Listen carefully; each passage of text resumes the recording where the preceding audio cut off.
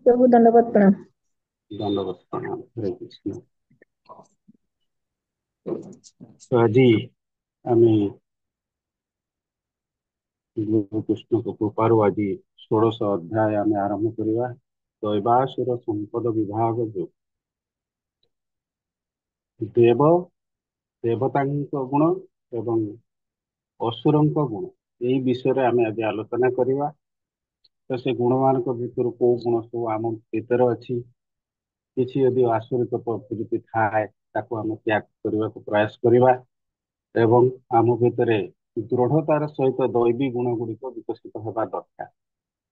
जदि आम परम धाम को जीवाई इच्छा प्रकाश करुँच तेज आम भितर से दिव्य गुण गुड़िक प्रकाशित होगा दरकार। तो भगवान श्री कृष्ण अर्जुन को यह अध्याय से विषय ही अवगत कराउछन्ति जे दुई प्रकार जीव अछन्ति दुई प्रकार हाँ दुई प्रकार जीव अछन्ति। किछि जीव होचन्ति दैवी गुणर अधिकारी आउ किछि जीव अछन्ति आसुरी गुणर अधिकारी असुर गुण।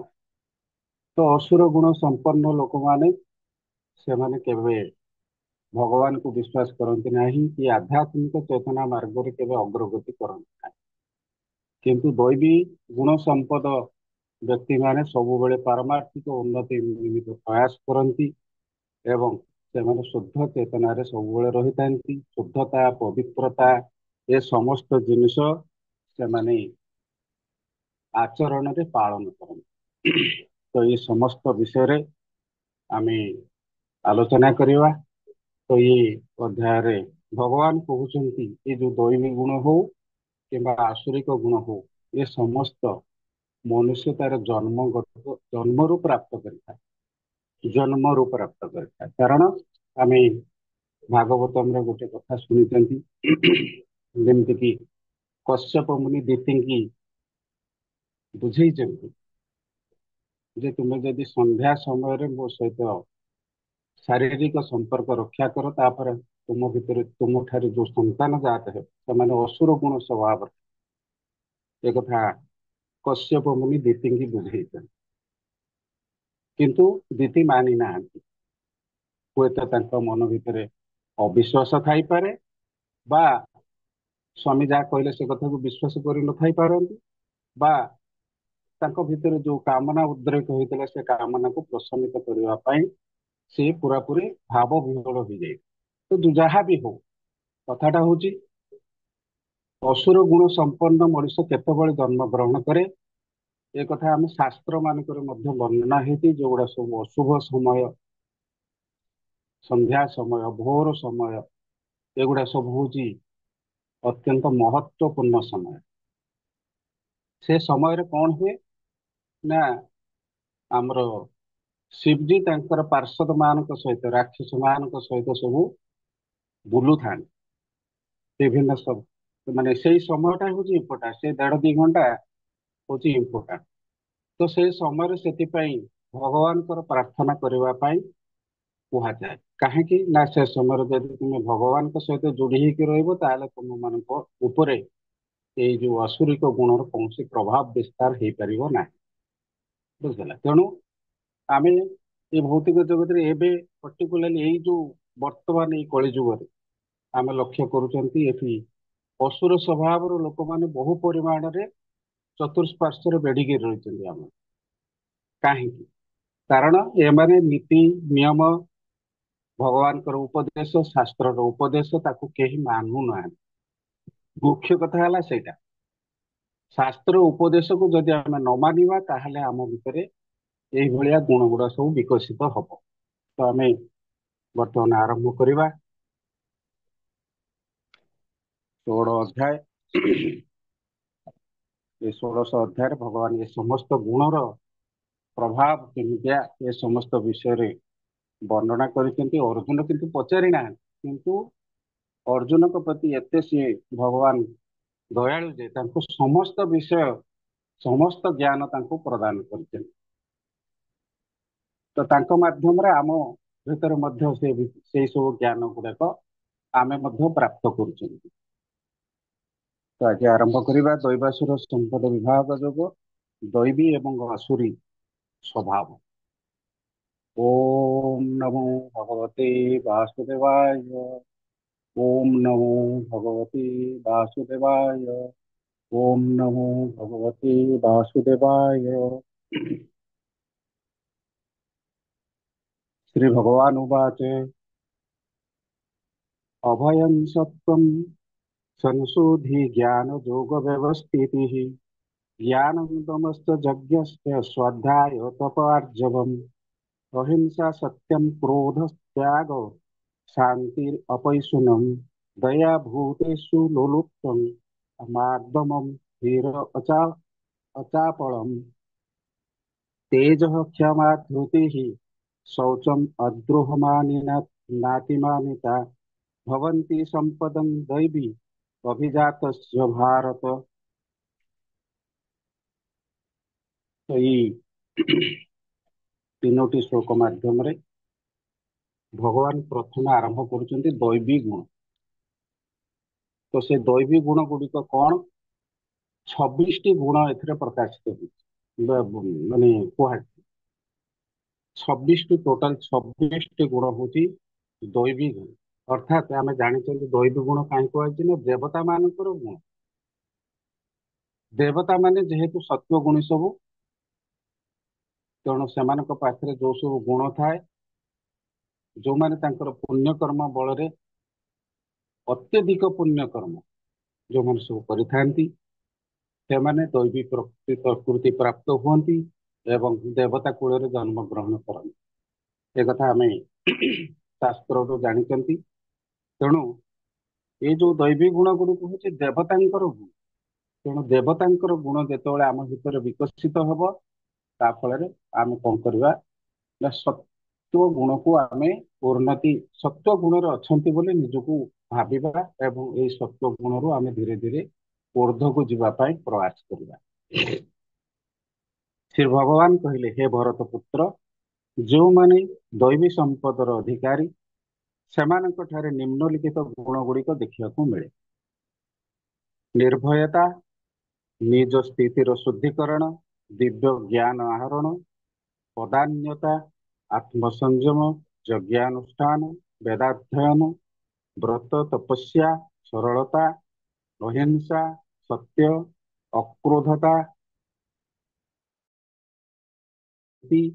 ଦୋଷ ଦର୍ଶନ ପ୍ରଭୃତି ପ୍ରତି ଘୃଣାଭାବ, ଦୟା ଏବଂ ଲୋଭ ଶୂନ୍ୟତା, ଭଦ୍ରତା, ବିନମ୍ରତା ଏବଂ ଦୃଢତା, ତେଜ, କ୍ଷମା, ଧୈର୍ଯ୍ୟ, ପରିଷ୍କାର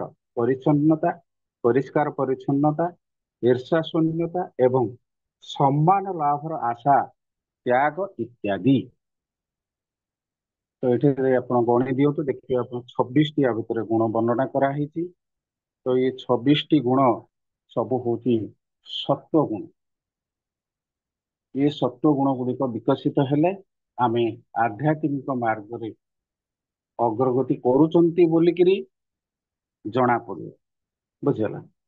ତେଣୁ ସତ୍ୟ ଗୁଣକୁ କଣ କୁହାଯାଏ ନା ସତ୍ୟ ଗୁଣ ହଉଛି ମୁକ୍ତି ମାର୍ଗରେ ଅଗ୍ରଗତି କରିବାର ଏକ ଜ୍ୱଳନ୍ତ ନିଦର୍ଶନ। ଆମେ ଯେତେବେଳେ ସତ୍ୟ ଗୁଣକୁ ଉନ୍ନୀତ ହୁଅନ୍ତି, ସେତେବେଳେ ଆମ ଭିତରେ ଦୈବୀ ଗୁଣ ଗୁଡିକ ପ୍ରକାଶିତ ହୁଏ ଏବଂ ତା ଫଳରେ ଆମେ ଭଗବତ ଚେତନା ମାର୍ଗରେ ଅଗ୍ରଗତି କରନ୍ତି, ଭଗବାନଙ୍କ ସହିତ ସମ୍ପୂର୍ଣ୍ଣ ଭାବରେ ନିୟୋଜିତ ହେଇକି ରହନ୍ତି। ତାଙ୍କର ସେବା କାର୍ଯ୍ୟରେ, ତାଙ୍କର ଭଜନ କୀର୍ତ୍ତନ, ତାଙ୍କର ବିଭିନ୍ନ ପ୍ରକାର ଲୀଳା ମୃତ ଆସ୍ୱାଦନ, ଏ ସବୁଥିରେ ଆମେ ସମ୍ପୂର୍ଣ୍ଣ ଭାବରେ ନିୟୋଜିତ ହେଇକି ରହୁ। ବୁଝିଲା? ତେଣୁ ଜଣେ ସତ୍ୱଗୁଣୀ ବ୍ୟକ୍ତି କେବଳ ଏସବୁ ଜିନିଷ କରିପାରେ। ଏ ଯୋଉ ଅଧ୍ୟାୟରେ ଆମେ ବିଶେଷ ଭାବରେ ଗୋଟିଏ ଜିନିଷ ଉପରେ ଗୁରୁତ୍ୱ ଦିଆଯାଇଛି। ଭଗବାନ ଶ୍ରୀକୃଷ୍ଣ ଚତୁର୍ଥ ନା ପଞ୍ଚମ ଅଧ୍ୟାୟରେ ଏ କଥା କହିଛନ୍ତି ଯେ ଚତୁର୍ବର୍ଣ୍ଣ୍ୟ ମାୟା ସୃଷ୍ଟ ଗୁଣ କର୍ମ ବିଭାଗ। ଚତୁର୍ବର୍ଣ୍ଣ୍ୟ ମାୟା ସୃଷ୍ଟ ଗୁଣ କର୍ମ ବିଭାଗ ଅର୍ଥାତ୍ ମୁଁ 4ଟି ବର୍ଣ୍ଣ ବ୍ୟବସ୍ଥା, 4ଟି ଆଶ୍ରମ ବ୍ୟବସ୍ଥା ସୃଷ୍ଟି କରିଛି। ଏ ସମସ୍ତ ଗୁଣ ଏବଂ କର୍ମ ଅନୁସାରେ, ଗୁଣ ଏବଂ କର୍ମ ଅନୁସାରେ। ତ ଏଠି ଯୋଉ ଗୁଣ ଗୁଡିକ ବିଷୟରେ ଭଗବାନ ବର୍ଣ୍ଣନା କରିଛନ୍ତି, ସେ ସମସ୍ତ ଗୁଣ ହଉଛି ଏଇ ଆଶ୍ରମ ବ୍ୟବସ୍ଥା ଉପରେ ନିର୍ଭର କରାଏ। ଆଶ୍ରମ ଏବଂ ଉଭୟ ଦିଟାଙ୍କର ବର୍ଣ୍ଣ ଏବଂ ଆଶ୍ରମ ବ୍ୟବସ୍ଥା ଉପରେ ପର୍ଯ୍ୟବେସିତ ହୁଏ। କାରଣ ଏ ଯୋଉ ବ୍ୟବସ୍ଥାଟି ଭଗବାନ ସୃଷ୍ଟି କରିଛନ୍ତି ଏ ବ୍ୟବସ୍ଥା ପ୍ରାଚୀନ କାଳରୁ ଚଳି ଆସିଛି, କିନ୍ତୁ ବର୍ତ୍ତମାନ ସମାଜରେ ସେ ଜିନିଷ ଦେଖିବାକୁ ମିଳେ ନାହିଁ। ତଥାପି ଆମେ ଯୋଉମାନେ ସବୁ ମେନ୍ କଥା ହଉଛି ଆମେ ଯୋଉମାନେ ସବୁ ଏଇ ଭଗବତୀ ଚେତନାରେ ରହୁଛନ୍ତି, ତ ସେମାନେ ଏସବୁ ଜିନିଷକୁ ବେଶୀ ପରିମାଣରେ ମାନନ୍ତି ଆଉ ଭଗବାନଙ୍କର ଉପଦେଶକୁ ମଧ୍ୟ ମାନନ୍ତି। ତେଣୁ ଆମେ ଜାଣିବା ଦରକାର ଏ ଯୋଉ ବର୍ଣ୍ଣ ବ୍ୟବସ୍ଥା ଭଗବାନ ସୃଷ୍ଟି କଲେ, ଏ ବର୍ଣ୍ଣ ବ୍ୟବସ୍ଥାର ଉଦ୍ଦେଶ୍ୟ ହେଲା ଯେ ବ୍ରାହ୍ମଣ ମାନେ ହଉଛନ୍ତି ଏ ସମାଜର ମୁଖ୍ୟ ସ୍ରୋତ, ବା ସେମାନେ ଅନ୍ୟ ତ୍ରିବର୍ଗର ଲୋକମାନଙ୍କୁ ସବୁ ଆଧ୍ୟାତ୍ମିକ ଚେତନା ପ୍ରଦାନ କରିବେ। ସେମାନେ ତାଙ୍କର ବ୍ରେନ୍ ସଦୃଶ, କାରଣ ଏମାନଙ୍କ ପାଖରେ ସମୟ ନଥାଏ ଏମାନେ କିଭଳି ଭାବରେ ଆଧ୍ୟାତ୍ମିକ ଉନ୍ନତି କରିବେ। ତେଣୁ ବ୍ରାହ୍ମଣ ମାନଙ୍କୁ ସେ ଦାୟିତ୍ୱ ଦିଆଯାଇଛି, ପୂଜା ପାଠ କରିବେ ମନ୍ଦିରରେ ଏବଂ ଧର୍ମ ଆଲୋଚନା କରିବେ, ସ୍ୱାଧ୍ୟାୟ କରିବେ ଏବଂ ଏହା ମାଧ୍ୟମରେ ଅନ୍ୟ ବର୍ଗର ଲୋକମାନଙ୍କୁ ମଧ୍ୟ ଏ ଜ୍ଞାନ ପ୍ରଦାନ କରିବେ, ଯାହା ଫଳରେ ଅନ୍ୟ ବର୍ଗର ଲୋକମାନଙ୍କର ପାରମାର୍ଥିକ ଉନ୍ନତି ହେଇପାରିବ ଏବଂ ସେମାନେ ମଧ୍ୟ ପରମ ସିଦ୍ଧି ଲାଭ କରିପାରିବେ। ଉଦ୍ଦେଶ୍ୟ ହଉଛି ଏଇଟା। ତ ଏଠି କର୍ମ ହେଲା ବ୍ରାହ୍ମଣ ମାନଙ୍କର ଏଇଟା। ସେମିତି ଭାବରେ କ୍ଷତ୍ରିୟ ମାନଙ୍କର ଯଦି ଦେଖାଯାଏ, ତ କ୍ଷତ୍ରିୟ ମାନଙ୍କ ବିଷୟରେ ଭଗବାନ କହିଛନ୍ତି ଯେ ସେମାନେ ଦେଶ ରକ୍ଷା ନିମିତ୍ତ ସମସ୍ତ କର୍ମ କରିବେ। ଅହିଂସା ଦରକାର ପଡ଼ିଲେ କରିବେ, ହିଂସା ମଧ୍ୟ ଦରକାର ପଡ଼ିଲେ କରିବେ। ଆବଶ୍ୟକତା ଅନୁସାରେ ହିଂସା ଆଚରଣ କରିବା ପାଇଁ କ୍ଷମତା ପ୍ରଦାନ କରାଯାଇଛି କ୍ଷତ୍ରିୟ ମାନଙ୍କୁ, କାରଣ ସେମାନେ ଦେଶ ରକ୍ଷାରେ ନିୟୋଜିତ ଯେତେବେଳେ ଅଛନ୍ତି, କେତେବେଳେ କୋଉଠି କାହାକୁ ବଦ୍ଧ କରିବାକୁ ପଡିପାରେ। ତେଣୁ ସେଥିପାଇଁ ହିଂସା ଆଚରଣ ପାଇଁ ସେମାନଙ୍କ ପାଇଁ କୌଣସି କଟକଣା ନାହିଁ। ସେମିତି ତୃତୀୟରେ ଆସିଲେ କିଏ ନା ବୈଶ୍ୟ। ତ ବୈଶ୍ୟ ମାନେ ସେମାନେ କେବଳ ବିଜନେସ କରିବେ, ଗୋ ପାଳନ କରିବେ, ଏ ସମସ୍ତ ଜିନିଷ କରିକିରି ବ୍ୟବସାୟ ମଧ୍ୟ କରିବେ। ତ ଏ ସବୁ ଜିନିଷ କରିକି ଅନ୍ୟ ବର୍ଗର ଲୋକମାନଙ୍କୁ ଯାହାର ଆବଶ୍ୟକତା ଯାହା ତାକୁ ସେ ଯୋଗେଇବେ। ଏମିତି ଭାବରେ ବୈଶ୍ୟ ମାନେ ତାଙ୍କର କାମ କରିବେ। ଶୂଦ୍ର ମାନେ ଏ ତିନି ବର୍ଗର ଉପର ଯୋଉ ତିନି ବର୍ଗ ରହିଲେ ସେମାନଙ୍କର ସେବା କାର୍ଯ୍ୟ କରିବେ, ବୁଝିଲା, ବିଭିନ୍ନ ପ୍ରକାର ସେବାରେ ନିୟୋଜିତ ହେବେ। ଏଠି କାହା ଭିତରେ କୌଣସି ପ୍ରକାରର ବୈଷମ୍ୟତା ରହିବନି, ଭେଦଭାବ ରହିବ ନାହିଁ। ସମସ୍ତେ ସମସ୍ତଙ୍କ ଉପରେ ନିର୍ଭରଶୀଳ ହେବେ ଏବଂ ବ୍ରାହ୍ମଣ ମାନଙ୍କ ମଧ୍ୟରେ ମଧ୍ୟ ସେଭଳି କୌଣସି ପ୍ରକାରର ବୈଷମ୍ୟତା ରହିବ ନାହିଁ। ସେମାନେ ମଧ୍ୟ ପ୍ରତ୍ୟେକ ବର୍ଗର ଲୋକମାନଙ୍କୁ ପାରମାର୍ଥିକ ଉନ୍ନତି ନିମିତ୍ତ ସହଯୋଗ କରିବେ। ଏଇଟା ହଉଛି ବ୍ରାହ୍ମଣ ମାନଙ୍କର କର୍ତ୍ତବ୍ୟ। ତେଣୁ ସେଠି ଭେଦ ବିଚାର ଆଉ କିଛି ରହିବ ନାହିଁ। କିନ୍ତୁ ବର୍ତ୍ତମାନ ସେ ଜିନିଷ ଆଉ ନାହିଁ। ସେ ଜିନିଷ ବର୍ତ୍ତମାନ ଜାତି ପ୍ରଥାରେ ପରିବର୍ତ୍ତନ ହେଇଯାଇଛି, ବୁଝିଲେ। ସେମିତି ଭାବରେ ଯୋଉ ଆଶ୍ରମ ବ୍ୟବସ୍ଥା ଭଗବାନ ସୃଷ୍ଟି କଲେ, ସେ ଆଶ୍ରମ ବ୍ୟବସ୍ଥା ହେଲା ବ୍ରହ୍ମଚାରୀ, ତାପରେ ଆସିଲା ଗୃହସ୍ଥ, ତାପରେ ବାନପ୍ରସ୍ଥ, ତାପରେ ହେଲା ସନ୍ନ୍ୟାସ। ଯେମିତି ଭାବରେ ବ୍ରାହ୍ମଣ ମାନେ ହେଲେ ବର୍ଣ୍ଣ ବ୍ୟବସ୍ଥାରେ ଶୀର୍ଷରେ, ସେମିତି ଭାବରେ ସନ୍ନ୍ୟାସୀ ମାନେ ମଧ୍ୟ ହଉଛନ୍ତି ଶୀର୍ଷରେ। ସନ୍ନ୍ୟାସୀ ମାନେ ଅନ୍ୟ ତିନି ପ୍ରକାରର ଯୋଉ ଆଶ୍ରମ ବ୍ୟବସ୍ଥା ରହିଲା ସେମାନଙ୍କ ପାଇଁ ସମସ୍ତ ଜ୍ଞାନ ପ୍ରଦାନ କରିବେ। ସେମାନେ ମଧ୍ୟ ବ୍ରେନ୍ ସଦୃଶ, କାରଣ ସେମାନେ ତିନୋଟି ସ୍ତରକୁ ପାର କରି ଯାଇଛନ୍ତି। ଏ ତିନିଟା ସ୍ତରକୁ ସେମାନେ ପାର କରିଛନ୍ତି, ଅର୍ଥାତ୍ ବ୍ରହ୍ମଚାରୀ ସ୍ତର, ଗୃହସ୍ଥ ସ୍ତର। ଗୃହସ୍ଥ ସ୍ତର କେତେ ଜଣ ନେଇପାରନ୍ତି, ନ ନେଇପାରନ୍ତି, ଡାଇରେକ୍ଟ ବ୍ରହ୍ମଚାରୀରୁ ସିଧା ବାନପ୍ରସ୍ଥ ସନ୍ନ୍ୟାସ ହେଇଯାଇପାରେ। କିଛି ଲୋକ ଅଛନ୍ତି ଯୋଉମାନେ ନାଲିରୁ ଧଳା, ଧଳାରୁ ସନ୍ନ୍ୟାସ।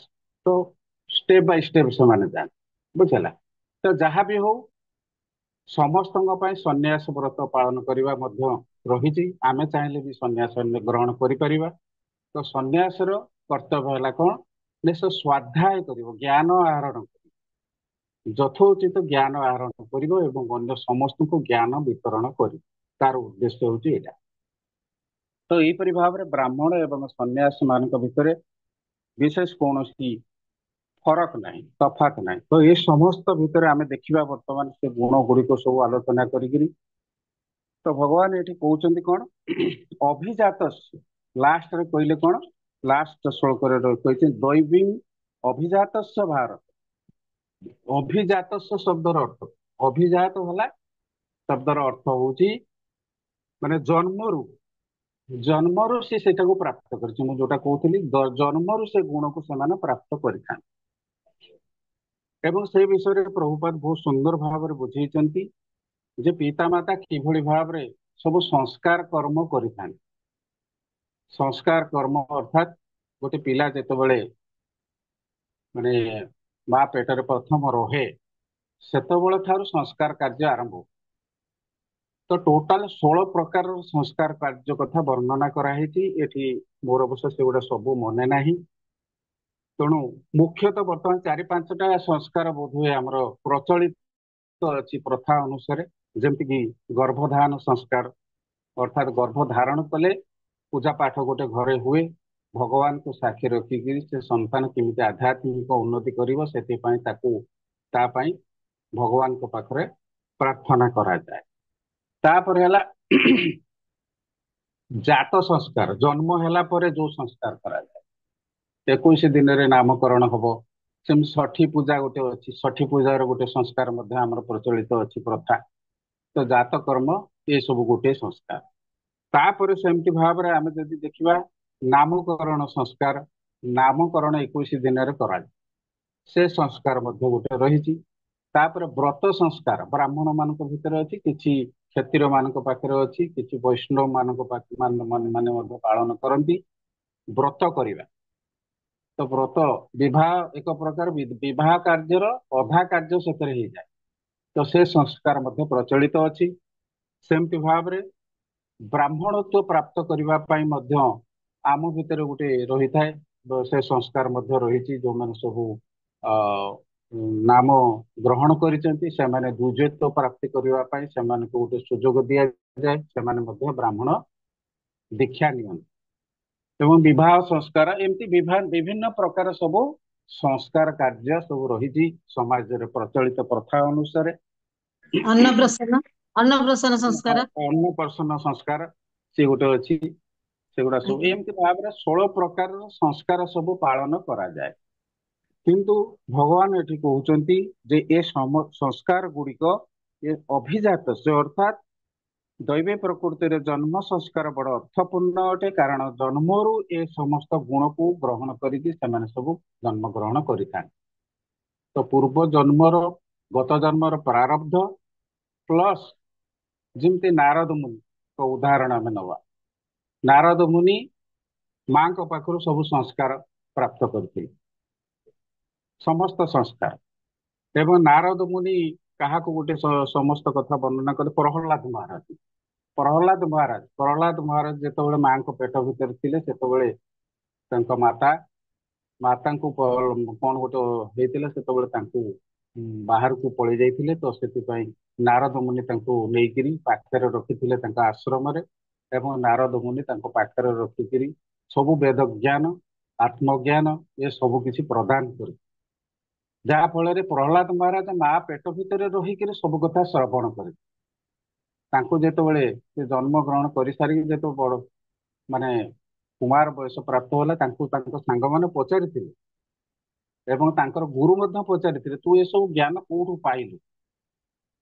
ସେ କହିଥିଲେ ମୁଁ ମୁଁ ମାଙ୍କ ପେଟ ଭିତରେ ଯେତେବେଳେ ଥିଲି ସେତେବେଳେ ଏ ସମସ୍ତ ଜ୍ଞାନ ପ୍ରାପ୍ତ ହେଇଥିଲି, କାରଣ ଏ ସମସ୍ତ ଜ୍ଞାନ ନାରଦ ମୁନି ମୋ ମାତାଙ୍କୁ ପ୍ରଦାନ କରିଥିଲେ, ଯାହା ଫଳରେ ମୋ ମାଙ୍କ ପେଟ ଭିତରେ ରହିକି ଏସବୁ ଶ୍ରବଣ କରି। ତ ଏଇଭଳି ଭାବରେ ସେଥିପାଇଁ କୁହାଯାଏ ଯେ ଗୋଟେ ପିଲା ଯେତେବେଳେ ମା ପେଟରେ ରହି ତୁ ସବୁବେଳେ ଗୀତା ଭାଗବତ ପଢ, ଏସବୁ ପଢିବା ଦ୍ଵାରା ସେ ପିଲାଟି ସଂସ୍କାରୀ ହବ, ସମସ୍ତ ଭଲ ଗୁଣ ଗ୍ରହଣ କରିବ। ବୁଝିଲା? ତେଣୁ ଆଜିକାଲି ସେ ସବୁ ଜିନିଷକୁ କେହି ମାନୁନାହାନ୍ତି, ତାକୁ ପାଳନ ମଧ୍ୟ କରୁନାହାନ୍ତି। ତେଣୁ ଏ ସବୁ ଜିନିଷ ଶାସ୍ତ୍ରରେ ରହିଛି, ସେ ଉପଦେଶକୁ ଯଦି ଆମେ ମାନିବା ତାହେଲେ ସମସ୍ତ ସଂସ୍କାର କାର୍ଯ୍ୟ ଆମେ ଠିକ ଭାବରେ କରିପାରିବା। ତ ପ୍ରଥମ ଗୁଣ ଏଠି କଣ କୁହାଗଲା? ନିର୍ଭୟତା। ନିର୍ଭୟତା ବିଷୟରେ ଏଠି ବର୍ଣ୍ଣନା କରାଯାଇଛି। ନିର୍ଭୟତା କଣ? ନିର୍ଭୟ ହେଲା ଯୋଉମାନେ, ଆମେ ତ ପଢିଛନ୍ତି, ଯୋଉମାନେ ଭଗବାନଙ୍କ ଶରଣରେ ଯାଆନ୍ତି ସେମାନେ ସମ୍ପୂର୍ଣ୍ଣ ଭାବରେ ନିର୍ଭୟ, ନୁହେଁ କି? କାହିଁକି ନା ଯାହାର ଭଗବାନ ହଉଛନ୍ତି ସାହା, ତାର ଏଠି ସଂସାରରେ କିଏ ତାର ଅମଙ୍ଗଳ ବା ଚିନ୍ତା କରିପାରିବ। ବୁଝିଲେ? ତେଣୁ ଭଗବାନଙ୍କ ପାଖରେ ଯେତେବେଳେ ସମସ୍ତେ ସମର୍ପିତ ଭାବ ରଖନ୍ତି ସେତେବେଳେ ସେମାନେ ନିର୍ଭୟୀ ହେଇଥାନ୍ତି। ଯେତେ ବଡ ବିପଦ ଆସୁ ମଧ୍ୟ ସେ ବିପଦକୁ ସେମାନେ ଟାଳି ଦିଅନ୍ତି, ଭୟ କରନ୍ତିନି, ଭୟ ଶୂନ୍ୟ ଯୋଉଟା କୁହନ୍ତି ନିର୍ଭୟତା। ସେଠି ସନ୍ନ୍ୟାସୀ ମାନଙ୍କ ବିଷୟରେ ବର୍ଣ୍ଣନା କରାହେଇଛି ଯେ ସନ୍ନ୍ୟାସୀ ମାନେ ଯଦି ଜଣେ ଯଦି ସନ୍ନ୍ୟାସୀ ହବା ପାଇଁ ଇଚ୍ଛା ପ୍ରକାଶ କରିବ ତାହେଲେ ତାକୁ ଏଇଭଳି ନିର୍ଭୟୀ ହବାକୁ ପଡିବ। ଦରକାର ପଡ଼ିଲେ ତାକୁ ଯାଇକିରି ଜଙ୍ଗଲରେ ରହିବାକୁ ପଡିବ, ଯେକୌଣସି ସ୍ଥାନ ତା ପାଇଁ ମଧ୍ୟ ଆବଶ୍ୟକତା ପଡିଲେ ସେ ସ୍ଥାନରେ ତାକୁ ରହିବାକୁ ପଡିବ। ସିଏ ଯଦି ଚିନ୍ତା କରିବ ଯେ ମତେ ଖାଇବାକୁ କିଏ ଦବ, ମତେ ଜଙ୍ଗଲ ଭିତରେ ସୁରକ୍ଷା କିଏ ପ୍ରଦାନ କରିବ, ଏମିତି ବିଷୟରେ ଯଦି ସେ ଚିନ୍ତା କରେ ତାହେଲେ ସେ ସନ୍ନ୍ୟାସୀ ହବା ଉପଯୁକ୍ତ ନୁହେଁ। ଶ୍ରୀଲ ପ୍ରଭୁପାଦ ଏଠି ବର୍ଣ୍ଣନା କରୁଛନ୍ତି ସେଭଳି ବ୍ୟକ୍ତି କେବେ ବି ଚିନ୍ତା କରିବା କଥା ନୁହେଁ ଏସବୁ ବିଷୟରେ। କାରଣ ତୁ ଭଗବାନଙ୍କ ଶରଣରେ ଅଛୁ, ତୁ ଏକାକୀ ନୁହଁ, ତୋ ସହିତ ସବୁବେଳେ ଭଗବାନ ଅଛନ୍ତି, ଅନ୍ତର ଭିତରେ ଅଛନ୍ତି, ବାହାରେ ମଧ୍ୟ ସେ ଅଛନ୍ତି। ତେଣୁ ତତେ ସେ ସୁରକ୍ଷା ପ୍ରଦାନ କରିବା ଦାୟିତ୍ୱ ହଉଛି ତାଙ୍କର। ଶ୍ରୀ ଚୈତନ୍ୟ ମହାପ୍ରଭୁ ଯେତେବେଳେ ଝାଡଖଣ୍ଡ ଜଙ୍ଗଲ ଭିତରେ ଆସିକିରି କୀର୍ତ୍ତନ କରିକି ଆସିଲେ ତାଙ୍କୁ ବାରଣ କରାହେଇଥିଲା, ଜଙ୍ଗଲୀ ଜନ୍ତୁ ସବୁ ଅଛନ୍ତି ଆକ୍ରମଣ କରିବେ, ନିର୍ଭୟ ସମ୍ପୂର୍ଣ୍ଣ ଭାବରେ ନିର୍ଭୟ ହେଇକିରି ସେ ଜଙ୍ଗଲ ଭିତରେ ଆସିକିରି କୀର୍ତ୍ତନ କରିକା ଆସିଲେ, ଯାହା ଫଳରେ ସେଠି ହାତୀ କତରୁ ବାଘ କତରୁ ଭାଲୁ ପର୍ଯ୍ୟନ୍ତ ସବୁ ନାଚିବାକୁ ଆରମ୍ଭ କଲେ। କାରଣ ସେ ଭଗବାନଙ୍କର ଅତ୍ୟନ୍ତ ପ୍ରିୟ, ଭଗବାନଙ୍କ ଗୁଣରେ ସେ ତ ସ୍ୱୟଂ ଭଗବାନ। ତେଣୁ ସିଏ ସମସ୍ତଙ୍କୁ ଶିକ୍ଷା ଦେଲେ ଏଇଆ ଯେ ଭଗବାନ ସମସ୍ତଙ୍କ ହୃଦୟ ମଧ୍ୟରେ ଅଛନ୍ତି। ତେଣୁ ପ୍ରତ୍ୟେକ ଜୀବଙ୍କ ଭିତରେ ଯେତେବେଳେ ଭଗବାନ ବିଦ୍ୟମାନ କରିଛନ୍ତି ପରମାତ୍ମା ରୂପରେ, ମୋ ଭିତରେ ବି ଅଛନ୍ତି, ସେମାନଙ୍କ ଭିତରେ ବି ଅଛନ୍ତି। ତେଣୁ ମୁଁ ଏଠି ସେମାନଙ୍କୁ ମାରିବା ପାଇଁ ଆସି ବା ସେମାନଙ୍କର କୌଣସି କ୍ଷତି ସାଧନ କରିବା ପାଇଁ ମୁଁ ଆସିନି। ତେଣୁ ସେମାନେ ଯେତେବେଳେ କୀର୍ତ୍ତନ ଭଜନ ସବୁ ଶୁଣିଲେ ସେମାନେ ଆଗ୍ରହ ପ୍ରକାଶ କରି ଆସି ମୋ ସହିତ ନାଚିବାକୁ ଆରମ୍ଭ କଲେ। କଥାଟା ହଉଛି ଏଇଟା। ତେଣୁ ଆମେ ଜାଣିବା ଦରକାର। ତେଣୁ ନିର୍ଭୟତା ହଉଛି ପ୍ରଥମ ଗୁଣ। ଯୋଉମାନେ ଭଗବାନଙ୍କ ସହିତ ସମ୍ପର୍କ ସ୍ଥାପ ଦିବ୍ୟ ଗୁଣର ଅଧିକାରୀ ହୁଅନ୍ତି ସେମାନେ ପ୍ରଥମ ନିର୍ଭୟୀ ହେଇଯାନ୍ତି। ଦ୍ୱିତୀୟତା ଆସୁଛି ନିଜ ସ୍ଥିତିରେ ଶୁଦ୍ଧିକରଣ। ନିଜ ସ୍ଥିତିରେ ଶୁଦ୍ଧିକରଣ ଅର୍ଥାତ୍ ଶୁଦ୍ଧିକରଣଟା ସବୁଠାରୁ ଇମ୍ପୋର୍ଟାଣ୍ଟ। ଶୁଦ୍ଧିକରଣ ଅନ୍ତଃଶୁଦ୍ଧି, ବାହ୍ୟ ଶୁଦ୍ଧି ଏସବୁ ତ ଆମେ କରିବା। ତା ସହିତ ଶ୍ରୀଲ ପ୍ରଭୁପାଦ ଏଠି ବୁଝେଇଛନ୍ତି ଯେ ଜଣେ ସନ୍ନ୍ୟାସୀ ସେ କେବେ କୌଣସି ନାରୀ ମାନଙ୍କ ସଂସ୍ପର୍ଶରେ ଆସିବା ଉଚିତ ନୁହେଁ। କୌଣସି ନାରୀ ମାନଙ୍କ ସଂସ୍ପର୍ଶରେ ଆସିବା ଉଚିତ।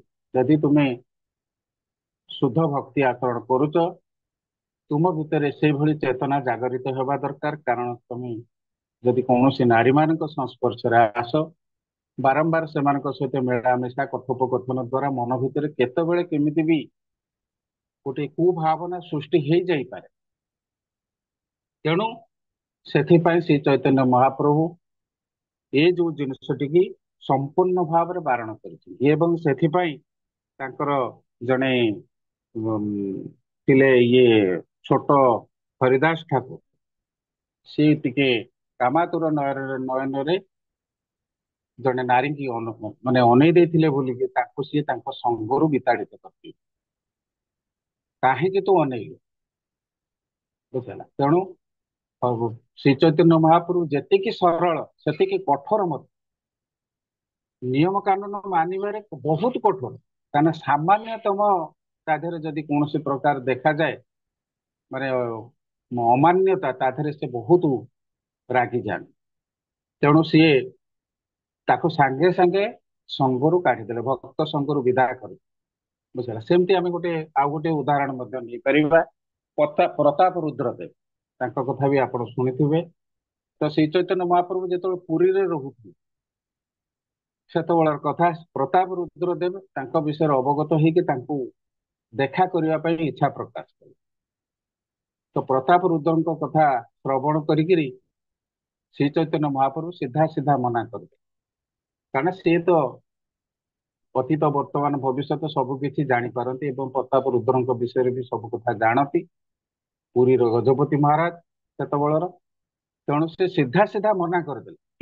କହିଲେ ସିଏ ଗୋଟେ ବିଷୟୀ ଲୋକଟା ଐଶ୍ୱର୍ଯ୍ୟ, ଇନ୍ଦ୍ରିୟ ସୁଖ ୟା ଭିତରେ ସମ୍ପୂର୍ଣ୍ଣ ଭାବରେ ନିମଜ୍ଜିତ ହେଇକି ରହିଛି। ସେ ଲୋକଟାକୁ ମୁଁ କାହିଁକି ଦେଖା କରିବି, କଣ ଆବଶ୍ୟକତା?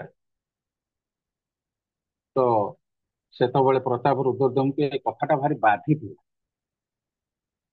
ଏବଂ କିଛି ଦିନ ପରେ ରଥଯାତ୍ରା ଆସୁଥାଏ। ରଥଯାତ୍ରା ଆସୁଥାଏ ସେତେବେଳେ ଏକଦମ ମାନେ ସିମ୍ପଲ ଭାବରେ କୌଣସି ପ୍ରକାର ରାଜକୀୟ ବେଶଭୂଷା ନାହିଁ ତାଙ୍କ ପାଖରେ। ସେଇ ସବୁ ବେଶରେ ସିଏ ଏକଦମ ସାଧାରଣ ବେଶରେ, କୋଉଠି ଖାଲି ଲୁଗା ଖଣ୍ଡେ ପିନ୍ଧିଛନ୍ତି, ଦେହରେ ଖଣ୍ଡେ ଚାଦର ପଡିଛି। ତ ସେଇଥିରେ ସିଏ ଦର୍ଶନ କରିବା ପାଇଁ ଇଚ୍ଛା ପ୍ରକାଶ କଲେ। ଶ୍ରୀ ଚୈତନ୍ୟ ମହାପ୍ରଭୁ ସେତେବେଳେ ତାଙ୍କୁ କୋଳାଗ୍ରତ କରିଦେଲେ। କାହିଁକି ନା ସେ ସମସ୍ତ ବିଷୟ ସୁଖ ଏ ସବୁକୁ ତ୍ୟାଗ କରିଦେଲେ। ଆଉ ସେ ଶ୍ରୀ ଚୈତନ୍ୟ ମହାପ୍ରଭୁଙ୍କର ଜଣେ ପରମ ଶିଷ୍ୟ ମଧ୍ୟ ହେଇଗଲେ। ବୁଝିଲେ? ତ ଏଇପରି ଭାବରେ ବହୁତ କିଛି ଆମେ ଯଦି ଆମେ ପୁରୁଣା ସବୁ ଇତିହାସକୁ ଆମେ ଖୋଜିବା ତା ଆମେ ବହୁତ କିଛି ତା ଦେହରୁ ଉଦାହରଣ ପାଇବା। ତ ଏଇପରି ଭାବରେ ମାନେ ଜଣେ ସନ୍ନ୍ୟାସୀ ତାର ମାନେ ଶୁଦ୍ଧିକରଣ କରିବା ଦରକାର। ଆତ୍ମଶୁଦ୍ଧି ଯଦି ନ କରିପାରିଲା ତାହେଲେ ସେ ସନ୍ନ୍ୟାସୀର ପଦବାଚ୍ୟ ନୁହେଁ। ତାକୁ ସମସ୍ତ ପ୍ରକାର ଇନ୍ଦ୍ରିୟ ସୁଖ, ଭୌତିକ ଆସକ୍ତି ଏସବୁକୁ ତ୍ୟାଗ କରିବାକୁ ପଡିବ। ବୁଝିଲା? ସେମିତି ଭାବରେ ତୃତୀୟ ଜିନିଷ ଆସିଲା ଦିବ୍ୟ ଜ୍ଞାନ ଆହରଣ। ଆମେ ଏଇ ଯୋଉ 26ଟି ଗୁଣକୁ ଆମେ ଆଲୋଚନା କରୁଛନ୍ତି, ଏ 26ଟି ଗୁଣ ଭିତରେ କିଛି କ୍ଷତ୍ରିୟ ମାନଙ୍କର ଗୁଣ ଅଛି, କିଛି ବ୍ରାହ୍ମଣ ମାନଙ୍କର ଗୁଣ ଅଛି, କିଛି ଅନ୍ୟ ବର୍ଗର ଲୋକମାନଙ୍କର ମଧ୍ୟ ଗୁଣ ରହିଛି। ତାକୁ ଆମେ ଜାଣିବା ଯେ ପ୍ରଥମ କଥା ହେଲା ଗୋଟେ ଗୃହସ୍ଥ ଜୀବନ ଅତିବାହିତ ଯେତେବେଳେ କରେ ତା ପାଇଁ ଦାନ, ଇନ୍ଦ୍ରିୟ ସଂଯମ ଏବଂ ଯଜ୍ଞ, ଜ୍ଞାନ ଆହରଣ ଏ ସମସ୍ତ ତା ପାଇଁ ଆବଶ୍ୟକତା ଅଛି। ଗୋଟିଏ ଗୃହସ୍ଥ ପକ୍ଷରେ ଟିପିକି ଯଦି ରଖିବେ ରଖିପାରନ୍ତି। ଏଥିରେ ଆମେ ପଢୁଛନ୍ତି ଆରି ଭିତରୁ ହିଁ ମୁଁ କାଢୁଛି। ତ ଏ 4ଟି ଗୁଣ ହଉଛି ଗୃହସ୍ଥ ଜୀବନର ଆବଶ୍ୟକତା। ସେମିତି ବ୍ରହ୍ମଚାରୀ ଜୀବନରେ କଣ ଦରକାର? ସ୍ୱାଧ୍ୟାୟ ଅର୍ଥାତ ବେଦ ପାଠ, ତପସ୍ୟା, ବ୍ରତ ବିଧି ପାଳନ, ସରଳତା, ଭଦ୍ରତା। ଇଏ 5-6ଟି ଜିନିଷ ଗୋଟେ ବ୍ରହ୍ମଚାରୀ ପାଖରେ ରହିବା ଦରକାର। ପ୍ରଭୁଜୀ ସେମିତି ଆଉଥରେ, ପ୍ରଭୁଜୀ ନୋଟ କରିପାରିଲୁନି। ହଁ, ସ୍ୱାଧ୍ୟାୟ ଅର୍ଥ ବେଦ ପାଠ କରିବା, ବୈଦିକ ସାହିତ୍ୟ ପାଠ କରିବା। ପ୍ରଭୁ ଗୃହସ୍ଥ ପାଇଁ କଣ ଦରକାର? ଗୃହସ୍ଥ ପାଇଁ ଦାନ, ଇନ୍ଦ୍ରିୟ ସଂଯମ, ଯଜ୍ଞ ବିଧି ପାଳନ, ଆଉ ଆପଣଙ୍କର ଇନ୍ଦ୍ରିୟ ସଂଯମ କହିଲି, ହଁ, ଯଜ୍ଞ ଆଉ ସ୍ୱାଧ୍ୟାୟ, ପଢାପଢି ମଧ୍ୟ କରିବା ଦରକାର। ଏ 4ଟା ଜିନିଷ ଗୃହସ୍ଥ ମାନଙ୍କ ପାଇଁ କୁହାଯାଇଛି। ସେମିତି ବ୍ରହ୍ମଚାରୀ ମାନଙ୍କ ପାଇଁ ସ୍ୱାଧ୍ୟାୟ। ହରେ କୃଷ୍ଣ ପ୍ରଭୁ। ଆଉ ଗୃହସ୍ଥ ମାନଙ୍କ ପାଇଁ ସଂକୀର୍ତ୍ତନ ଯଜ୍ଞ ବି ଯଜ୍ଞ ଦରକାର। ଯଜ୍ଞ ପା କହିଦେଲି, ଯଜ୍ଞ ଭିତରେ ସବୁ ପ୍ରକାର ଯଜ୍ଞ ଗଲା। ସେମାନେ ବୈଦିକ ଆଜ୍ଞା କର୍ମକାଣ୍ଡୀୟ ଯଜ୍ଞ କରନ୍ତୁ ବା ନାମ ଯଜ୍ଞ କରନ୍ତୁ, ଯଜ୍ଞ ସେ ଯଜ୍ଞ ଆଜ୍ଞା ଭିତରେ ସବୁ ପଳେଇଲା। ସେମିତି ଭାବରେ ଆଜ୍ଞା ବ୍ରହ୍ମଚାରୀ ମାନଙ୍କର ଆଜ୍ଞା ଗଲା। ବୁଝି। ତାପରେ ହଁ, ବ୍ରହ୍ମଚାରୀ ମାନଙ୍କ ପାଇଁ ହେଲା ସ୍ୱାଧ୍ୟାୟ, ତପସ୍ୟା, ବ୍ରତ ପାଳନ, ସରଳତା, ଭଦ୍ରତା।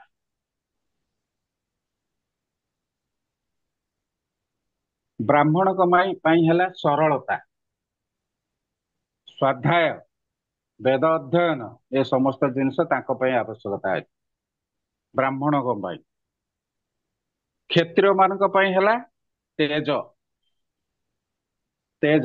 ଅର୍ଥାତ୍ ଶକ୍ତି ପ୍ରଦର୍ଶନ ସେମାନେ କରିପାରିବେ। ଏଇ ତେଜ ଅନ୍ୟମାନେ କେହି ବ୍ୟବହାର କରିପାରିବେ ନାହିଁ। ବୁଝିଲା? ତ ଆମେ ଗୋଟିଏ ଗୋଟିଏ ଆଲୋଚନା କରିକା ଯିବା।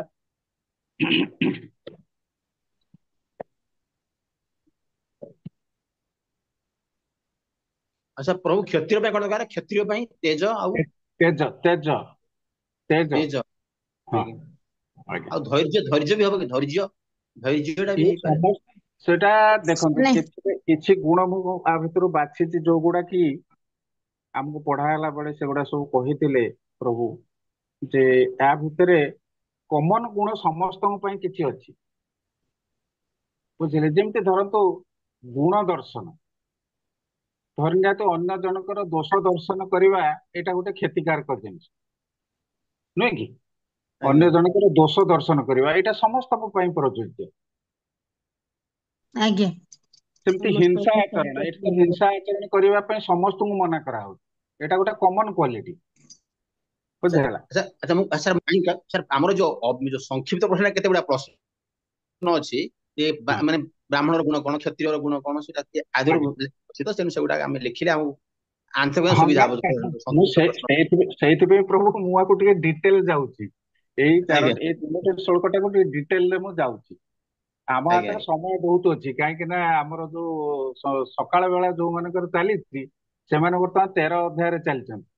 ମୁଁ କାଲି ଖବର ଆଜ୍ଞା ପାଇଲି, ପ୍ରଶ୍ନରୀ ପ୍ରଭୁଙ୍କ ସାଙ୍ଗରେ କଥା ହଉଥିଲି, ସେ ମତେ କହିଲେ ତାଙ୍କର ବର୍ତ୍ତମାନ 13 ଅଧ୍ୟାୟ ଅଛି। ମୁଁ କହିଲି ଆମର 15 ସରିଗଲାଣି।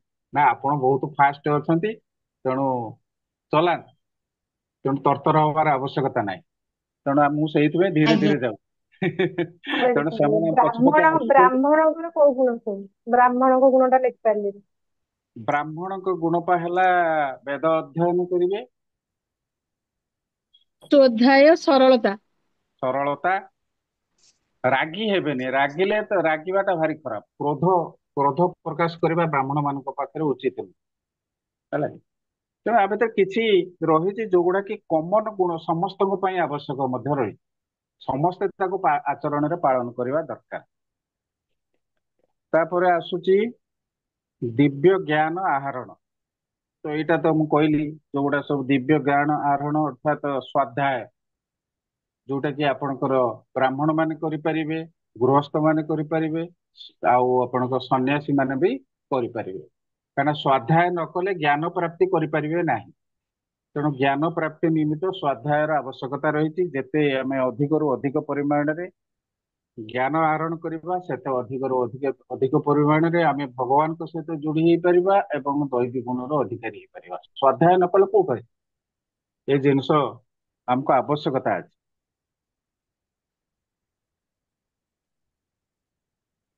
ତେଣୁ ଦିବ୍ୟ ଜୀବନ ମାର୍ଗରେ ଅଗ୍ରଗତି କରିବା ନିମିତ୍ତ ସ୍ୱାଧ୍ୟାୟର ଆବଶ୍ୟକତା ଅଛି। ତେଣୁ ଆମେ ଏସବୁକୁ ପାଳନ କରିବା ଦରକାର। ତାପରେ ବଦାନ୍ୟତା।